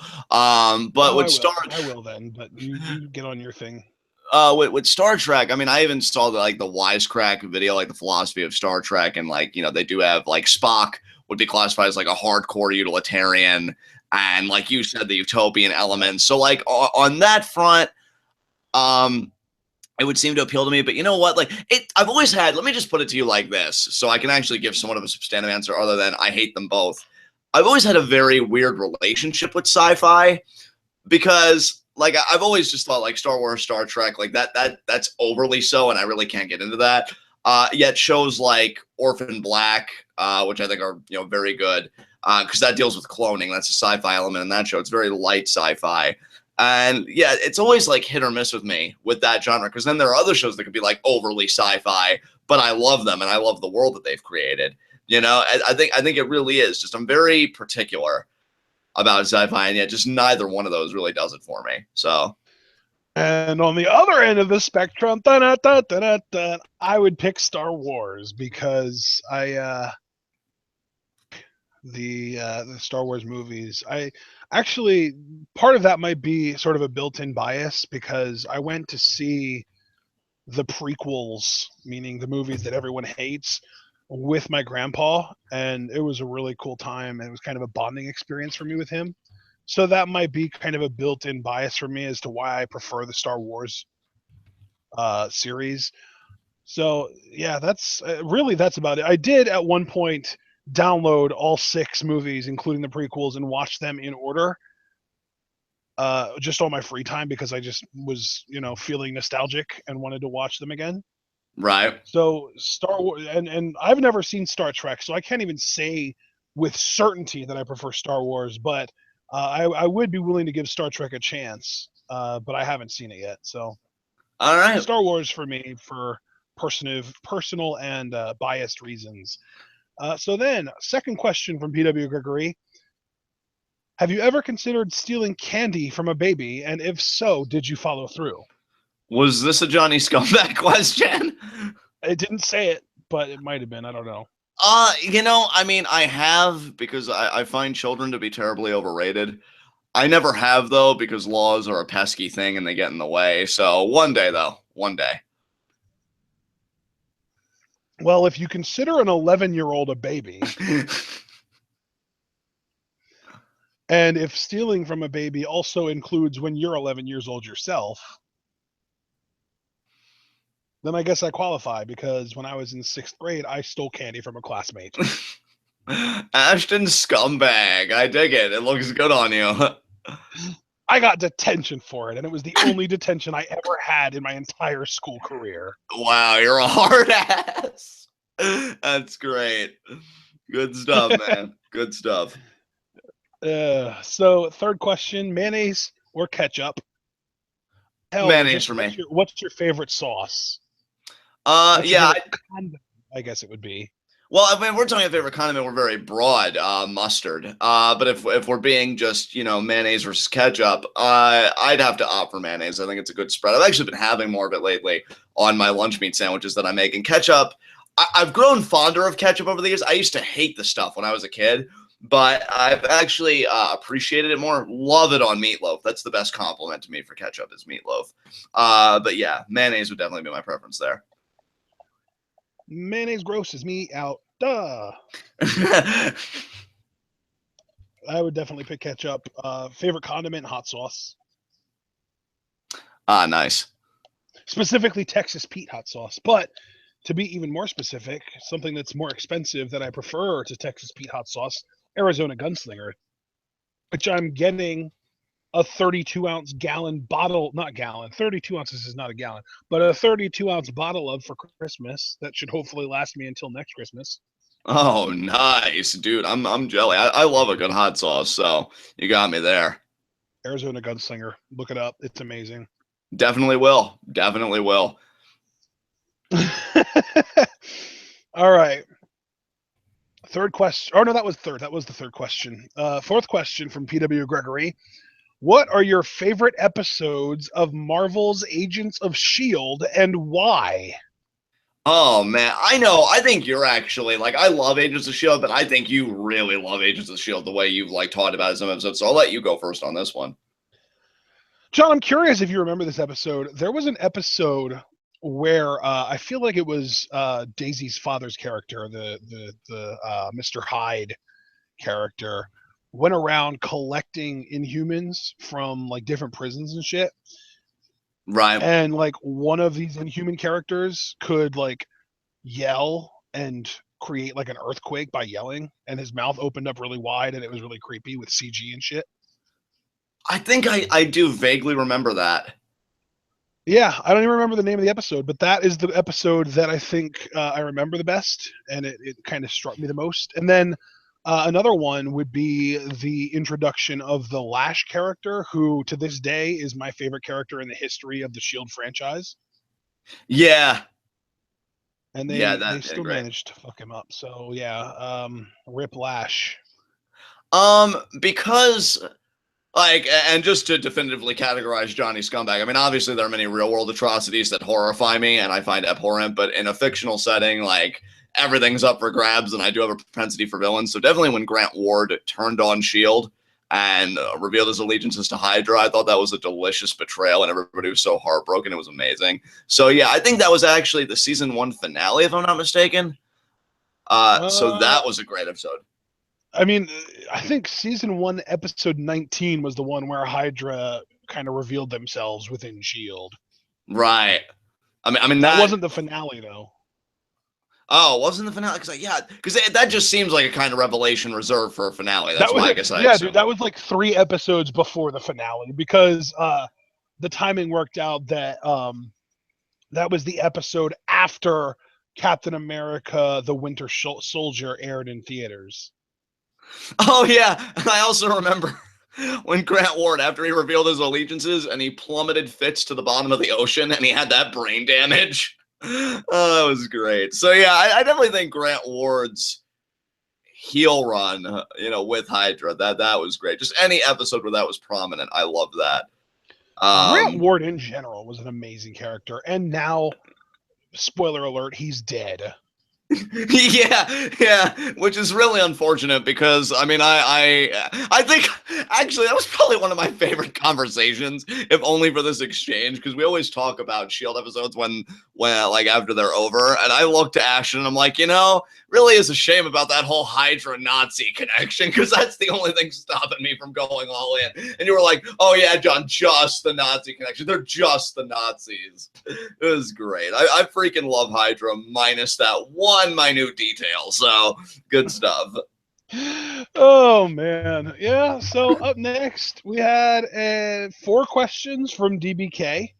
Actually, I skipped over a PW Gregory question. He has 5. I only read 4.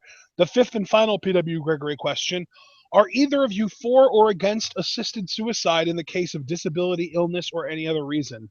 I'm for it. I've always been for it, and it's funny because this kind of deals in the realm of ethics. I think if there's no hope for quality of life, I definitely think that option should be on the table. In fact, to get personal, like I've got family going through things right now, and we've talked about that. In fact, a big victory, and I love this because obviously it hits close to home.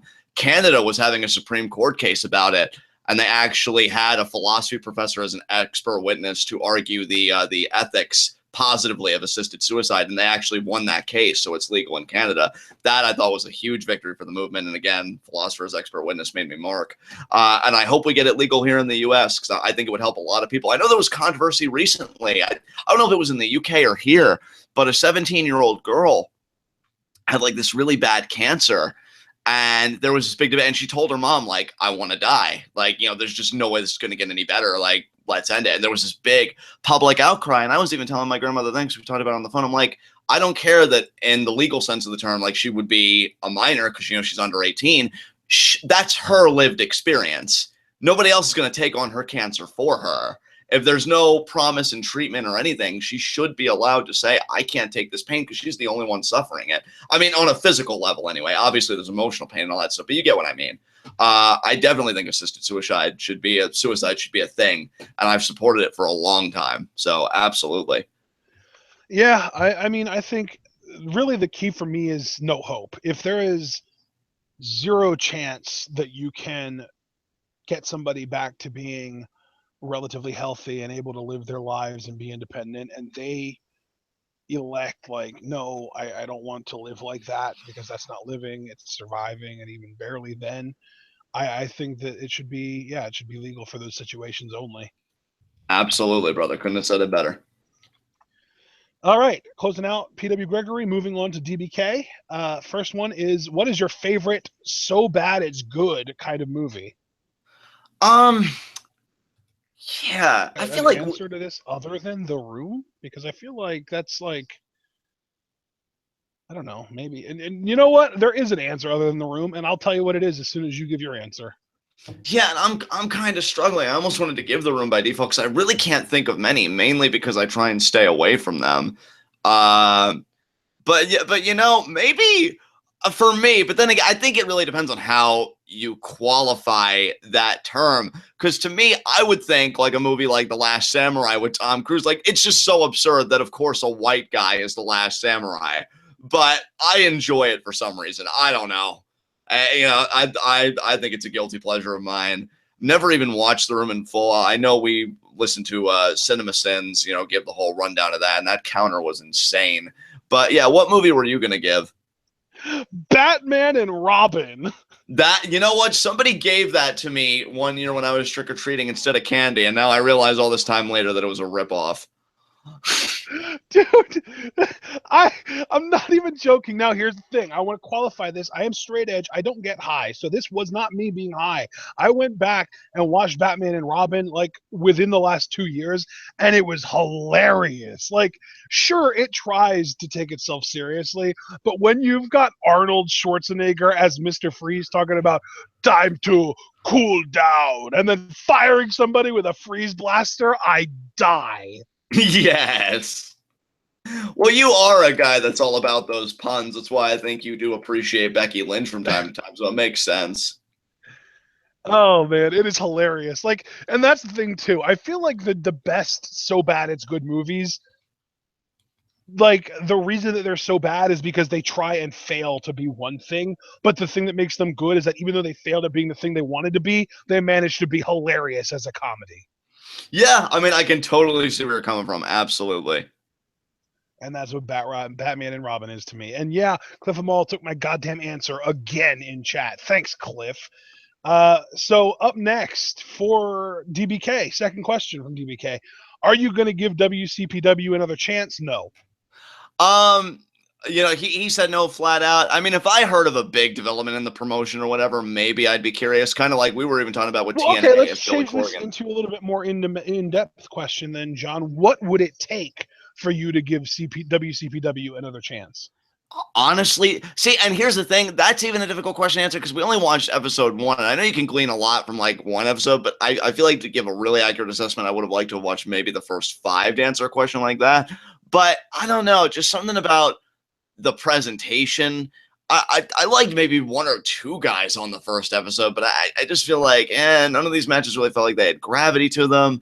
I don't know. I think presentation, I know it's a very broad word, but that definitely needs to be worked on, at least from episode 1. Maybe they got better, again, because all these big names are like flocking to it, at least for one-time appearances, so they got to be doing something. Yeah, Or the because money they be have there. the money to afford him. Yeah, and there you go. Like, as soon as the what culture, the greater company that is funding all this shit decides, this isn't really worth our money and pull the plug, it's over. So why invest yourself in something like that? Yeah, I mean, I certainly agree with you. I don't know. Maybe if I'm feeling masochistic and I'm by myself, I'll be like, if I can't focus, maybe I'll just watch an episode of What Culture Pro Wrestling to like discipline myself and be like, okay, now I can do this. But yeah, as far as like enjoyment, I've already got Lucha Underground, PWG, SmackDown Live, NXT. I'm good. Third I'm question from good. DBK. Thoughts on President Trump? You had a really bad cutout there, bro. Did you say? Third question from DBK now. Thoughts on President Trump? Oh boy. You know what? Same shit, different term. That's how I'm going to answer it. I know he's going to be bad, maybe even worse because it's a conservative Congress. But we already kind of touched on this in the last Q&A with just representative politics in general. They are all shit. Hillary would have been shit too, mainly for other countries. And I'm trying to adopt a holistic mindset because I honestly hate the people or at the very least get very annoyed by them when it's just like, oh, well, I just want to focus on our country first. Well, no, like we live on a kind of global level with virtually everything. So, I try and be mindful of other countries. I mean, not that it matters, because all actions are really so insignificant. But yeah, Trump is just a different, shade of shit, and it's a different term, and that's it. And then 8 years, if he does get a full 8 years, it'll be a different kind of shade of shit. No freaking way, right? Like, there's no, like, in general, what are the odds of him getting voted back in? Seriously. Well, here's the thing, Ashton, and I'll answer your question honestly because you said seriously. If it's in peacetime, no way. But if it's in wartime, I think he could actually get another term because George Bush did, and I think Trump in wartime, I think people would be scared to like switch leadership and administration. So I think in wartime, absolutely he could get 8 years. In peacetime, I would say like you, I don't think he'd get 8 years, but it's not an emphatic no way like you just had. It's more of a, well, maybe, but I do come down on the side of no. So. All right. My thoughts on President Trump. I see Ronald Reagan 2.0. I think the economy is going to take a massive dump under Trump. I think the quality of life in America, the median quality of life, not the mean, the median quality of life is going to take a massive dip. I think that he's probably, and especially, and not really just with Trump, but with Trump and the conservative House and the conservative Senate and the conservative Congress, etc. Yeah. I think, I think pretty much anybody making less than like 250 grand a year is fucked. Oh yeah, I mean, you and I were even talking the other night. Like, you posed the question to me: do I fear losing my Social Security? Because I'm on Social Security disability. It's what I used to live to contribute to my half of the household. And I said to you, you're goddamn right, because I feel like Trump. Here is the problem with President Trump. If you want more of a substantive answer than he's shit, the problem with me to Trump, and somebody put it so brilliantly and so succinctly, he's a rubber stamp. Because I could see any piece of conservative legislation he will sign off on. Because the guy flip-flops. I know they joked about Mitt Romney in that election cycle that he was a flip-flopper. Trump has got him beat in fucking spades because he says something new every 2 minutes. So if the wrong person is in his ear on the wrong day, some scary-ass legislation is going to make its way through the pipeline. And that's the thing. Like, at least with Hillary, and I'm not saying like she's as goddamn, because I hated all the media coverage of Hillary this past election cycle.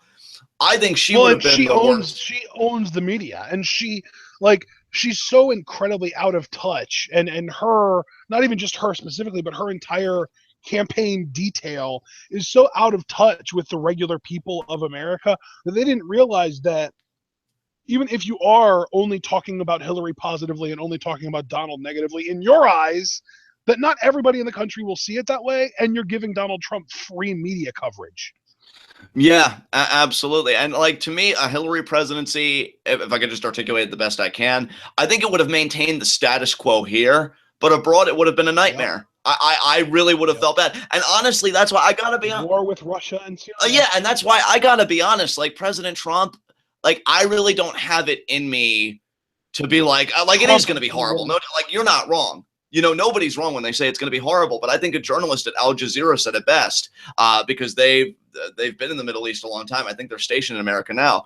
The reaction to Trump by like the really young people, they thought was hilarious, because with everything that we've made the Middle East endure, especially so many innocent like civilians, maybe now chickens have come home to roost. We're absolutely under Trump. Under Trump, I have no doubt that we're going to end up in a war with Iran. Yeah. Oh, because he's even talking about going in there and taking the oil. Oh, you bet your ass.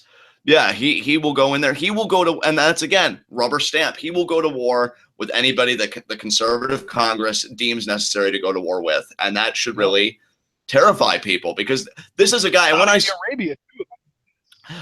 See, I always thought that the U.S. was good allies with the Saudis, so I'm not so sure about that. I actually thought we had, on a political level, a good relationship with them.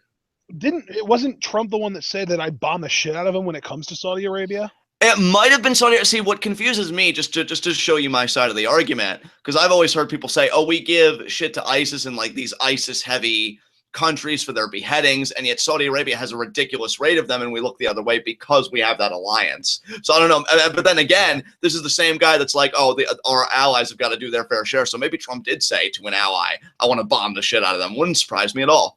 Wouldn't surprise me at all if you showed me an article of him saying that.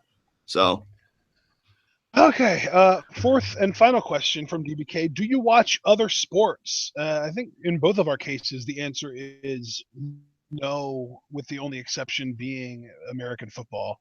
I mean, unless you count amateur wrestling, I watch that. So that would be my personal. And, I mean, I love me some Winter Olympics, especially curling. So there's that as well. Yeah, so you have curling, I have amateur wrestling. I'm still trying to find good quality of the matches that took place in Rio this year. So yeah, I mean, I'd say yes to that then, because yeah, it's wrestling, football, and then you have curling, and I have amateur wrestling. So yeah.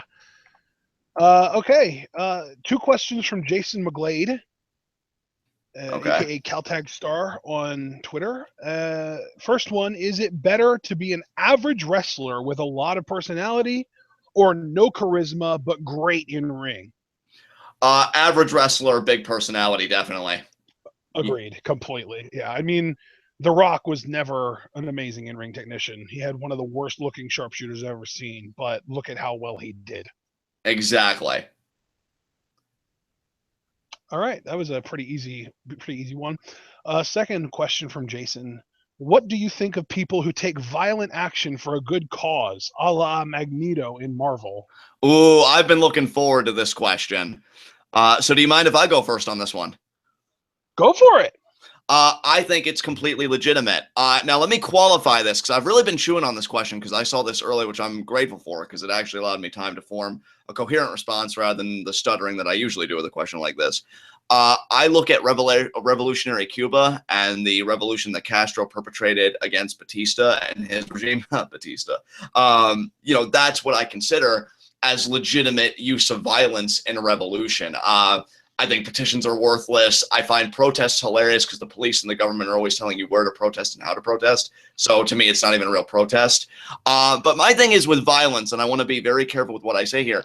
I always like violence that's coherent and has a purpose. Again, going back to Castro's Cuba, it was to dislodge the Batista administration, was to overthrow them. It wasn't just, hey guys, let's throw bricks through windows. It was coordinated. It had a message. And the thing is, it got popular support. I think I even mentioned this on last Q&A. Like a month ago, I finished a text on just war theory, a very weighty tome, and they talk about revolution. And the author, a liberal philosopher named Michael Walzer, he even says revolution is legitimate. It's a legitimate tactic in war if there is popular support. And the people of Cuba were tired of Batista. They wanted Castro's men to come in, and the guerrilla fighters were very smart about it because if they ever captured any of Batista's men, at least from what I'm hearing now, I wasn't there, so I don't know the truth, but dominant accounts, even by Walzer, so it's not just Cuban media, they always let go of the Batista fighters, and they said, now look, you pick up arms and we'll fight you again, but we won't kill you. We'll just keep letting you go. This is our cause. This is what we're fighting for. So even treating the enemy side with dignity and adhering to the war convention, that, people got wind of that through radio and through the mass means of communication at the time, and that built support. So I think violence needs to be directed at the enemy. Hell, even anarchist circles were saying this recently with Trump. Don't be violent recklessly, but if you see like a skinhead, like, curb stomping a black person, or somebody like, wanting to burn a gay person or something like that, like you meet that with violence and you smash it, because power and capitalism and all these things are not accidents. So I think violent means are good just so long as they're coherent, they're coordinated, and they focus on the object that it should be focused on. With Magneto, using Jason's example, it was with very bigoted humans and a government that never even bothered to understand them and was really looking for extermination. So to me, yeah, that's a fascist freaking empire you're looking at there, and violence was absolutely justified. So I definitely look at Cuba's model, and I have Castro's autobiography, like 800 pages. I got to go back and read it because I never finished it. But yeah, that whole chapter on him taking out Batista's regime, I think is a perfect example of revolutionary violence, for ends, like Jason speaks of a better world. So definitely. Oh, the irony that you used to be pacifist 299 and I look like the pacifist between the two of us. Yeah. Yeah. No, I'm completely anti-violence regardless. I feel like anything that could be accomplished by violence could be accomplished by other means.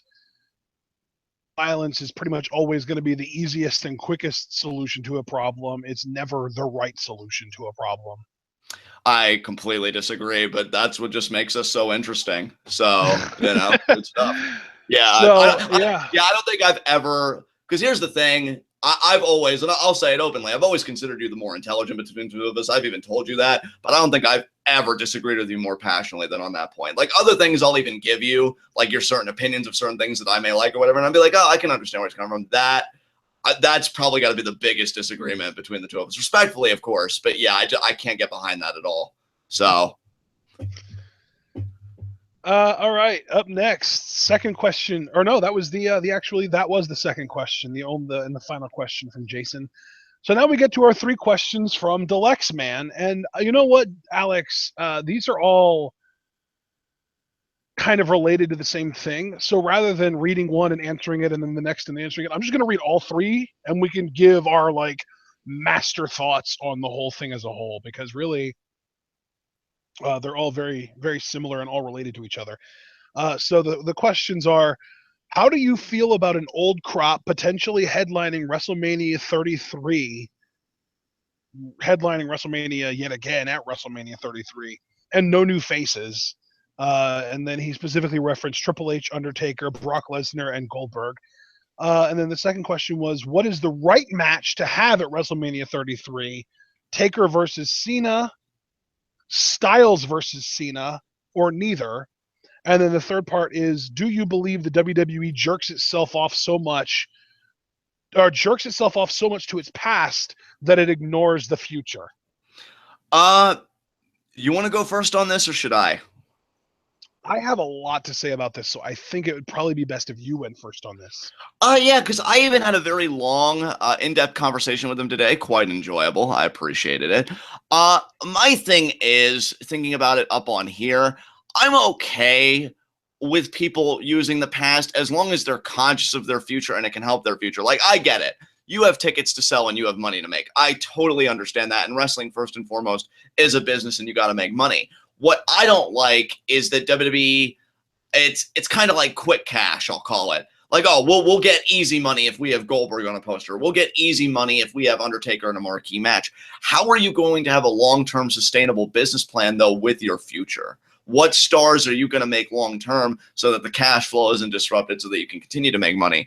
I think Lucha Underground, as a microcosmic example, actually showed how you could do this well. Like, they brought in Blue Demon Jr., he worked a few programs, but then he was out. And at least his program, or at least his big one, kind of put Chavo over more as a heel. And then Chavo now is just gotten done with Ray. And I'm sure Ray, before he leaves, will put over, some other act or big story. And it doesn't even have to be an act. As long as you feed a story some way, too, I could be more forgiving. But it's got to be one that's ongoing. And that's how I love that Lucha Underground tells stories. I think with WWE, like all these old guys, they do things that are pretty much in vacuums. Like, maybe they'll reverberate slightly in the following night or maybe even in months. But sooner or later, it's just going to die down and there's nothing there. And what does the future get out of it? Like, I know Bully Ray, after Goldberg squashed Lesnar, he made like this joking tweet. Oh, man, now Brock's going to have to wait to WrestleMania to get his win back. And with every S in that tweet, it was a $sign. It was like, oh, smarten up, people. Well, I'd like to think we're pretty smart. And yeah, nobody's denying that match isn't going to make money. That isn't my claim. My claim is, what does it do for the people that are going to be there tomorrow morning that you're going to have to rely on for your business plan going forward? So, yeah, I think monetarily it does make sense, but only if you're mindful of your current crop and you're building with that. I think WWE lacks that mindfulness, and that's my contention, because I don't think Lucha Underground would lack that mindfulness. I think, yeah, we'd have Rey Mysterio on our card or this and that, but we're also going to build Son of Havoc or, Prince Puma or this one or that one. So, I mean, yeah, everybody does it. It's just some people do it smarter than others. So that's really my thoughts on that. But, Ash, I know you said you had a lot to say, so I want to give you the floor, brother. What do you got? Yeah, so my whole thing with this is, and this really just clicked for me this week, and I guess it makes sense because this is the week following Survivor Series. I think that the WWE still kind of subscribes to what is essentially the wrestling equivalent to trickles. They think that they can bring in these big stars from the past, and because they have them on the card, more people will watch the show, and if more people watch the show, more people will get invested in the wrestlers performing on the mid and undercards, and then they'll stick around. But the problem with that is it to a certain point, and then the sticking around part never happens. And I think that if you don't believe me, all you have to do is look at the WWE's attendance numbers, ratings, pay-per-view buy rates, etc., over the course of the last decade or so, since really the WCW generation of performers have retired, and it's a downward spiral. And I think that is because they rely so heavily, specifically on the old guard, the stars who were established in the 90s, coming back and getting these big paydays, and their logic tells them these guys are on the show, that draws more eyes to the show, and everyone else benefits because of more eyes seeing them. It gives them reason to kind of attach themselves to the younger guys, and that's how we'll create new stars. And it's trickle down economics. They're saying, if we feed, even if 99.9% of the feeding is going to the top 1%, we're even though the slice of pie that everyone else is getting isn't really changing as far as the percentage of the pie that they're getting, the pie itself is getting bigger. So they're making more money and more people are seeing them, so we should have people sticking around. But the problem with that is the mid-card guys, the undercard guys never see any benefit from that, because people know that if they want to see Goldberg and Brock Lesnar, they can watch the pay-per-view and the following Raw and then tune out for a few months, and they won't have to, worry about watching it ever again. This is a model that the WWE has been using for, like I said, nearly a decade now. And I think that we're at a point that we can definitively say it does not work. And if it did work, then the numbers would be going up, not down. And the numbers are going down. So until the WWE realizes that this sort of wrestling equivalent of trickle-down economics isn't working, and they can admit that to themselves and start to do something to change it, to start to feed the undercard guys and the mid-card guys. It's funny because we were talking about economics earlier, and we were talking about the educational system and all that stuff. And WWE really is the capitalism to Lucha Underground's communism, because WWE has a few big-time stars that people will pay to see. And when I say few, I mean less than 10, like maybe 5 or 6. Like it's Brock, Goldberg, Taker, Triple H, Cena, and that's about it, really. Yeah. I mean, everything you said was on point. So it's the same thing as capitalism. You end up with a few people at the tippy top with a huge chunk of your revenue, and it's the same with WWE, where they have a few people at the top that are legitimate draws, and then everyone else gets screwed by it. So like your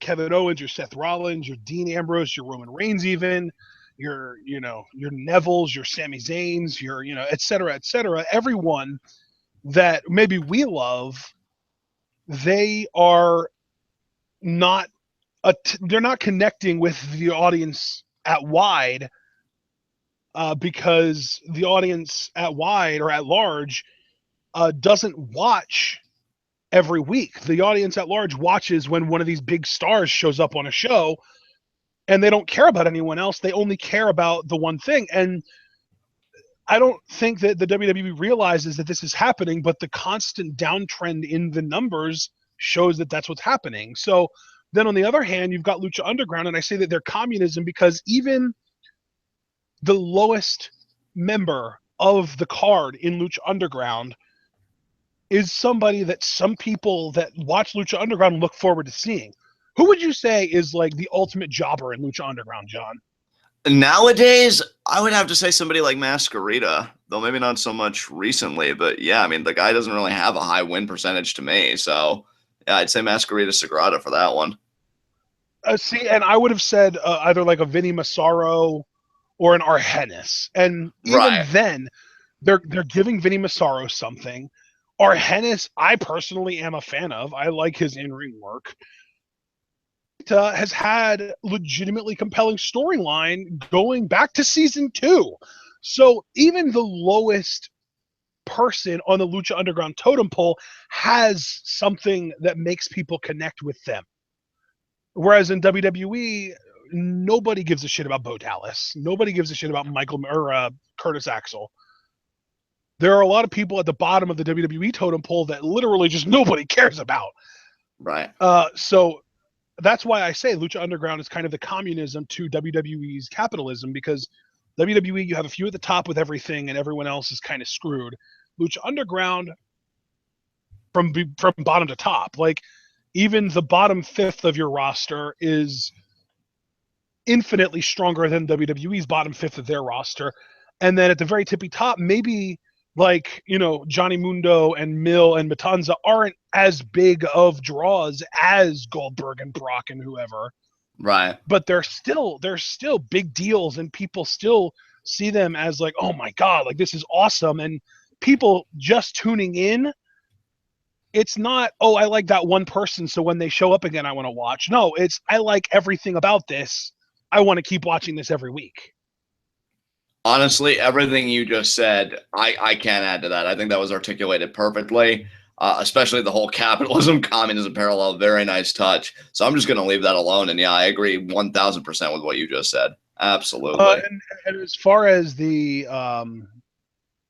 right match to have at WrestleMania 33, I don't think there's necessarily a right match, but I personally would prefer Styles versus Cena. I think that I've been saying John Cena is going to win the 2017 Royal Rumble for months now, and also for months I've been saying that he is going to beat AJ Styles for the world title at WrestleMania, and that'll be his 16th win, and it'll be this big celebrated thing.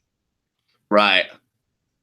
So, and yeah, the WWE does jerk itself off too much, and not just to its past, but to its present as well. Like, they are, and how great the women's revolution is, and how great Stephanie is, and how great Vince is, and how, all that shit. It is the most masturbatory wrestling promotion I've ever seen. Oh, without question. I mean, let me just echo your sentiments too. I definitely prefer AJ and Cena. Again, in that long conversation I had with Alex, I even told him, like, I feel like the story's there. I would care more about Cena Taker, which is the direction they might go, if the streak was still intact. Because I feel like that was the allure of Taker as he got older, but was still appearing at Manias. But now that that's gone, I just want a story with real teeth. And I feel like Styles and Cena has real teeth. And as far as jerking itself off, Jesus Christ, if I hear one more time about, we had women main event a pay-per-view. Yeah, on a pay-per-view that you said had a triple main event because you couldn't even own your shit then. And, with Sexy Star becoming Lucha Underground champion, Lucha Underground didn't send out one tweet, oh, we had the first female world champion. You know why they didn't do it? Because everybody else was doing it for them. Forbes and other publications were all writing about it. That's how you call it a success. And the beautiful thing about that is there were articles showing up about how feminist and how the real women's revolution was happening on Lucha Underground before that championship title, the change, even happened. Before Sexy Star even won the title, there were articles about it. And then they were like, oh yeah, by the way, Sexy Star new champion. And then it's like, oh my God, we were all right. It's amazing.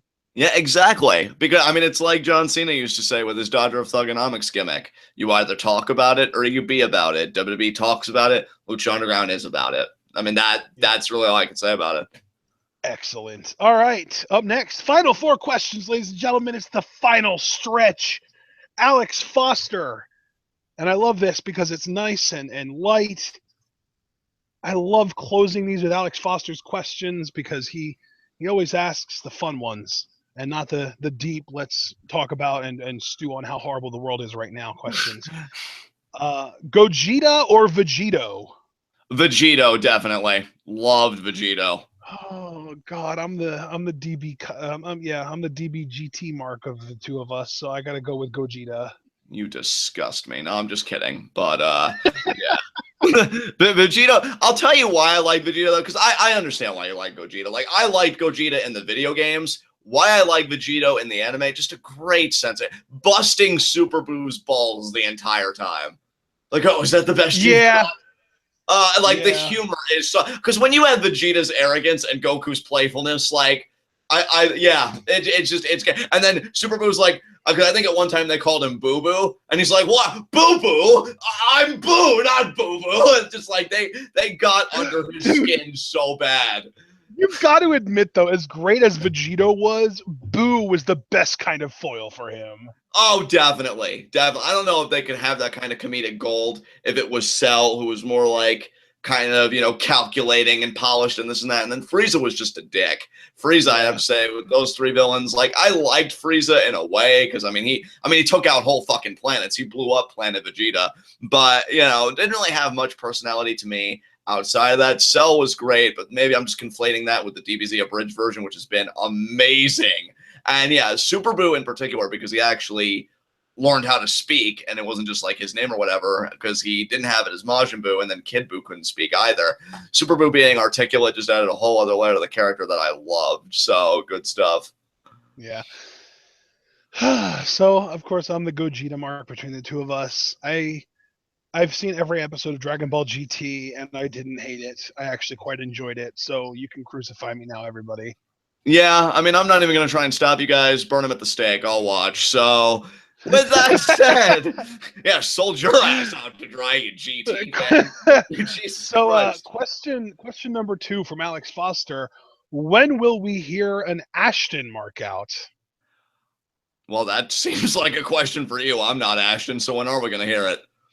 I I don't want to think know ever. what your opinion is, though.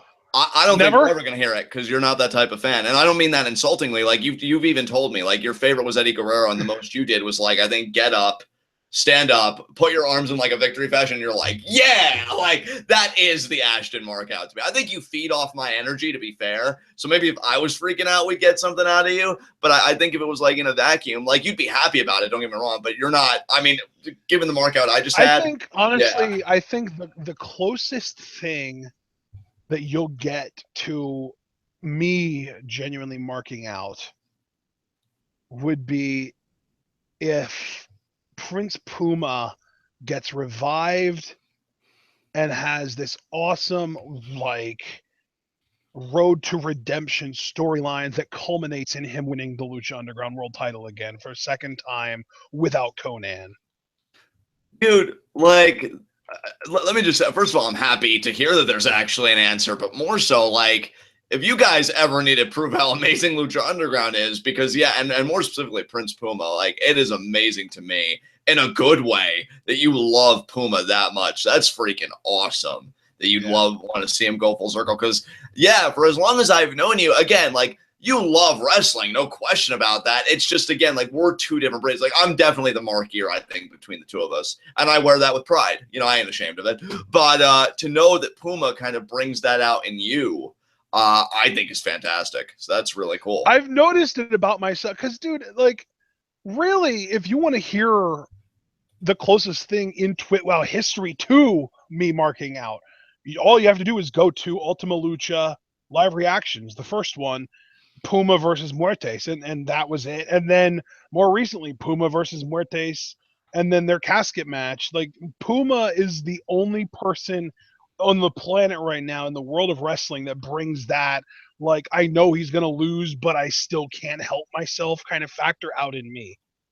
Dude, I'm telling you, that's why the best live reactions episode just might be Necro Puma or Puma Dark versus world champion Johnny Mundo. Necro Puma? Where are you coming up with Necro Puma? Well, you know, being revived from the dead and all that stuff, and he's got that dark energy going on. So, you know, just some names out there. But I mean, yeah, that Puma versus world champion Johnny Mundo, I mean, that's going to tear a fabric in reality. So, yeah, I want it for sure. I fucking want it. I think that'd be amazing.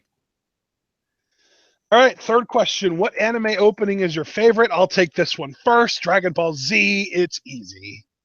Yeah, Code Geass, maybe for me. Hellsing has a good one. You know, DBZ, you're right. You can't be Chaos is just your favorite anime of all time, right? It is. It's just better than everything else. I love it. I love it so much. Like, all those other animes need to suck less. Though I have been watching a lot of really good ones recently. Food Wars has a great opening. Hilarious, too, when you actually watch the anime and you get what that's all about. Parasite wasn't bad.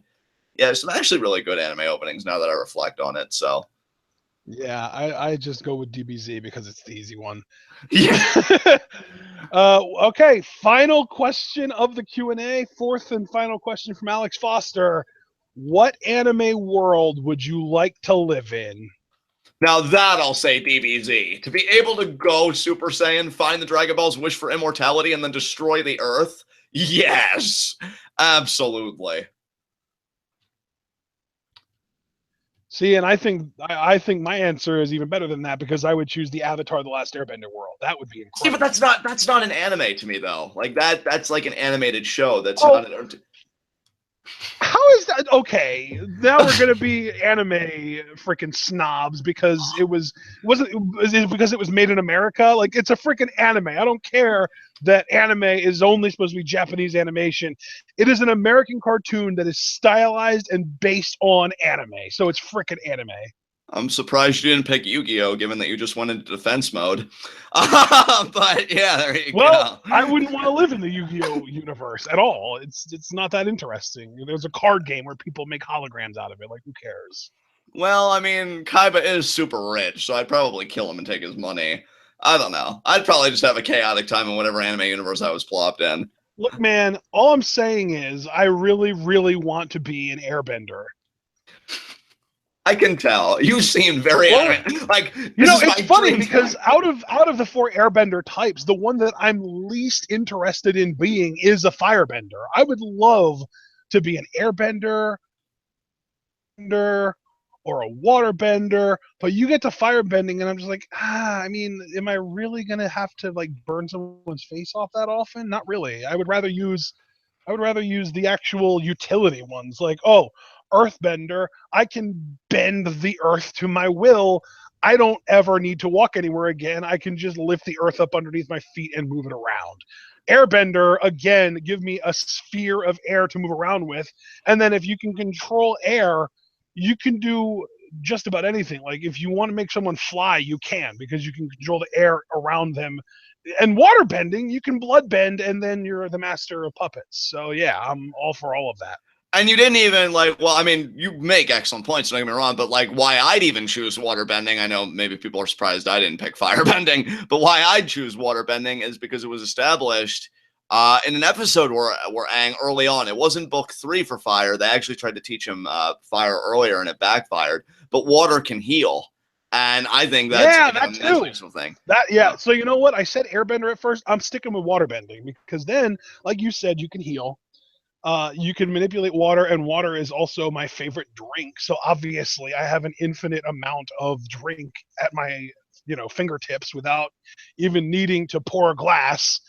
And of course, blood bending. I can become the next president of the United States and screw Donald Trump. Well, that works. I like, you know what though, I have to say the guy that is more of a pacifist than I am, he makes the connection. Wow, bloodbending could get me the presidency. That's hilarious. But yeah, I mean, I'm picking up everything you're laying down, man, for sure. I mean, are you seriously trying to tell? And besides, how is bloodbending violent? It's not. Dude, you're contorting people's bodies and like getting them down like that. That is being coercive to other people. Like that to me is inherent. Exactly. Violence. I never said there's something wrong with being coercive, just violence. Oh god, I'm not even getting into that debate with you because I really think you're splitting hairs. I almost feel like you trolled me with your previous answer. God. No, my previous answer I genuinely meant. This time it's more of a troll. Okay, good. Because yeah, you're sounding no better than ANCAPs, and they're just the worst. So I I'm thought you glad said that can't be a thing. Well, it can't be, but try telling them that. It was kind of like me just now telling you, oh, Avatar: The Last Airbender isn't an anime. They don't say right. No, it's a thing. We want it. All the private property and laissez-faire capitalism. So Okay, so yeah, I mean, even without bloodbending, which now granted, bloodbending seems like it would be super brutal, and like I feel like I would try it once and then realize what it did to people and never do it again. If it was a real thing. But like the mending and the actual ability to control water and ice would be freaking incredible. I mean, just think about it too. If you're an advanced waterbender, you could control the fucking ocean. Like, Yeah. that's pretty intense, man. Like, oh, there's a tsunami getting ready to hit Japan. Let me just hop into the ocean and use my water abilities to propel myself to Japan in an instant and then control the tsunami and lower it and make it not as crazy. I mean, there you go. Not really much I can add to that. So, suck it, Mother Nature. Listen to you. So that's it on questions then, right? Yeah, we're done. We actually managed to do it in under 3 hours. I am amazed. I'm amazed too. That was an experience. Then again, all Q&As are really becoming this way given the volume of questions. But yeah, Alex Foster, I mean, you've got to be happy with how thrilled Ashton was at your questions, and I quite enjoyed them as well. So great way to finish. How happy I was when I saw him chime in at the last minute, and the last question was one that I already knew my answer to. Yeah, I mean, Alex is really giving you the hookup. I mean, certainly seems worth it for how he's been stealing your mail for a whole year, according to chat. So I guess you all made even. So that's good stuff. Yeah, I mean, I I actually appreciate him doing that because I hate getting mail. So wow. So you appreciate him doing that, and he called you handsome. I see that a loop's been formed, and I'm not in it. and well, you know, you are in it because we're also all Falcons fans. That is true. Ha, Foster, you have to put up with me anyway. Suck it. So, all right, guys. Well, that's the end of our November Q&A. Be sure to, if you're interested in getting your questions in, our next Q&A will be on Friday, December 30th, which is not New Year's Eve. It is New Year's Eve Eve. It is the day before New Year's Eve, which means that there's no excuse for you not showing up. So show up. And before then, throw your questions out there. And if we break another record, if we break the 61 point, we might have to lower the per person question cap. We might even just do it by 1 and lower it to 4 if that happens. But we're definitely getting up there as far as our capacity for answering questions in a single sitting. But anyway, John, any last words? No, this was fun as per usual, and we went to distance again because that's what we do. Again, that last one was unnecessary. I just wanted dramatic effect. God.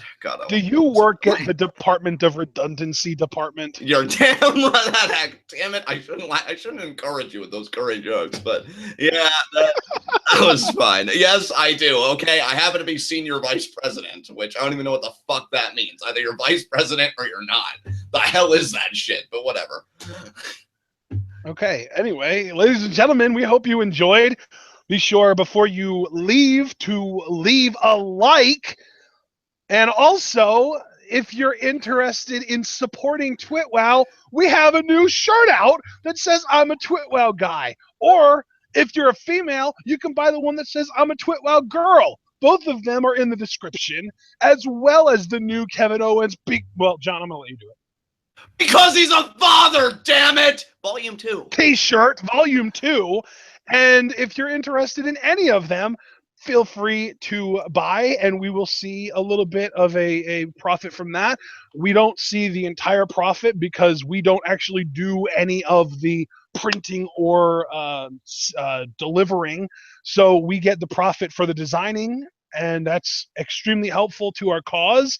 If you're not interested in owning a TWitWoW t-shirt, which, first of all, I don't know why you wouldn't, but if you're not interested in that, you could always donate to our Patreon. If you want to donate to our Patreon just because you love us and you think that we deserve a little extra on the side, we appreciate that. But if you want a little something to show for your donation to our Patreon, you can request that we review or live react, or review and live react to a wrestling show of your choosing. And the pricing details are in the Patreon page. If you want an example of what one of our requested reviews looks like, we did one very recently, Survivor Series 2002. That was just about 2 weeks ago at this point, I believe. And that being said, I do believe we are done here. So be sure to tune in on Wednesday when we live react to Lucha Underground again, 1 week removed from the mark out of a lifetime. Yeah. Stay tuned, everyone.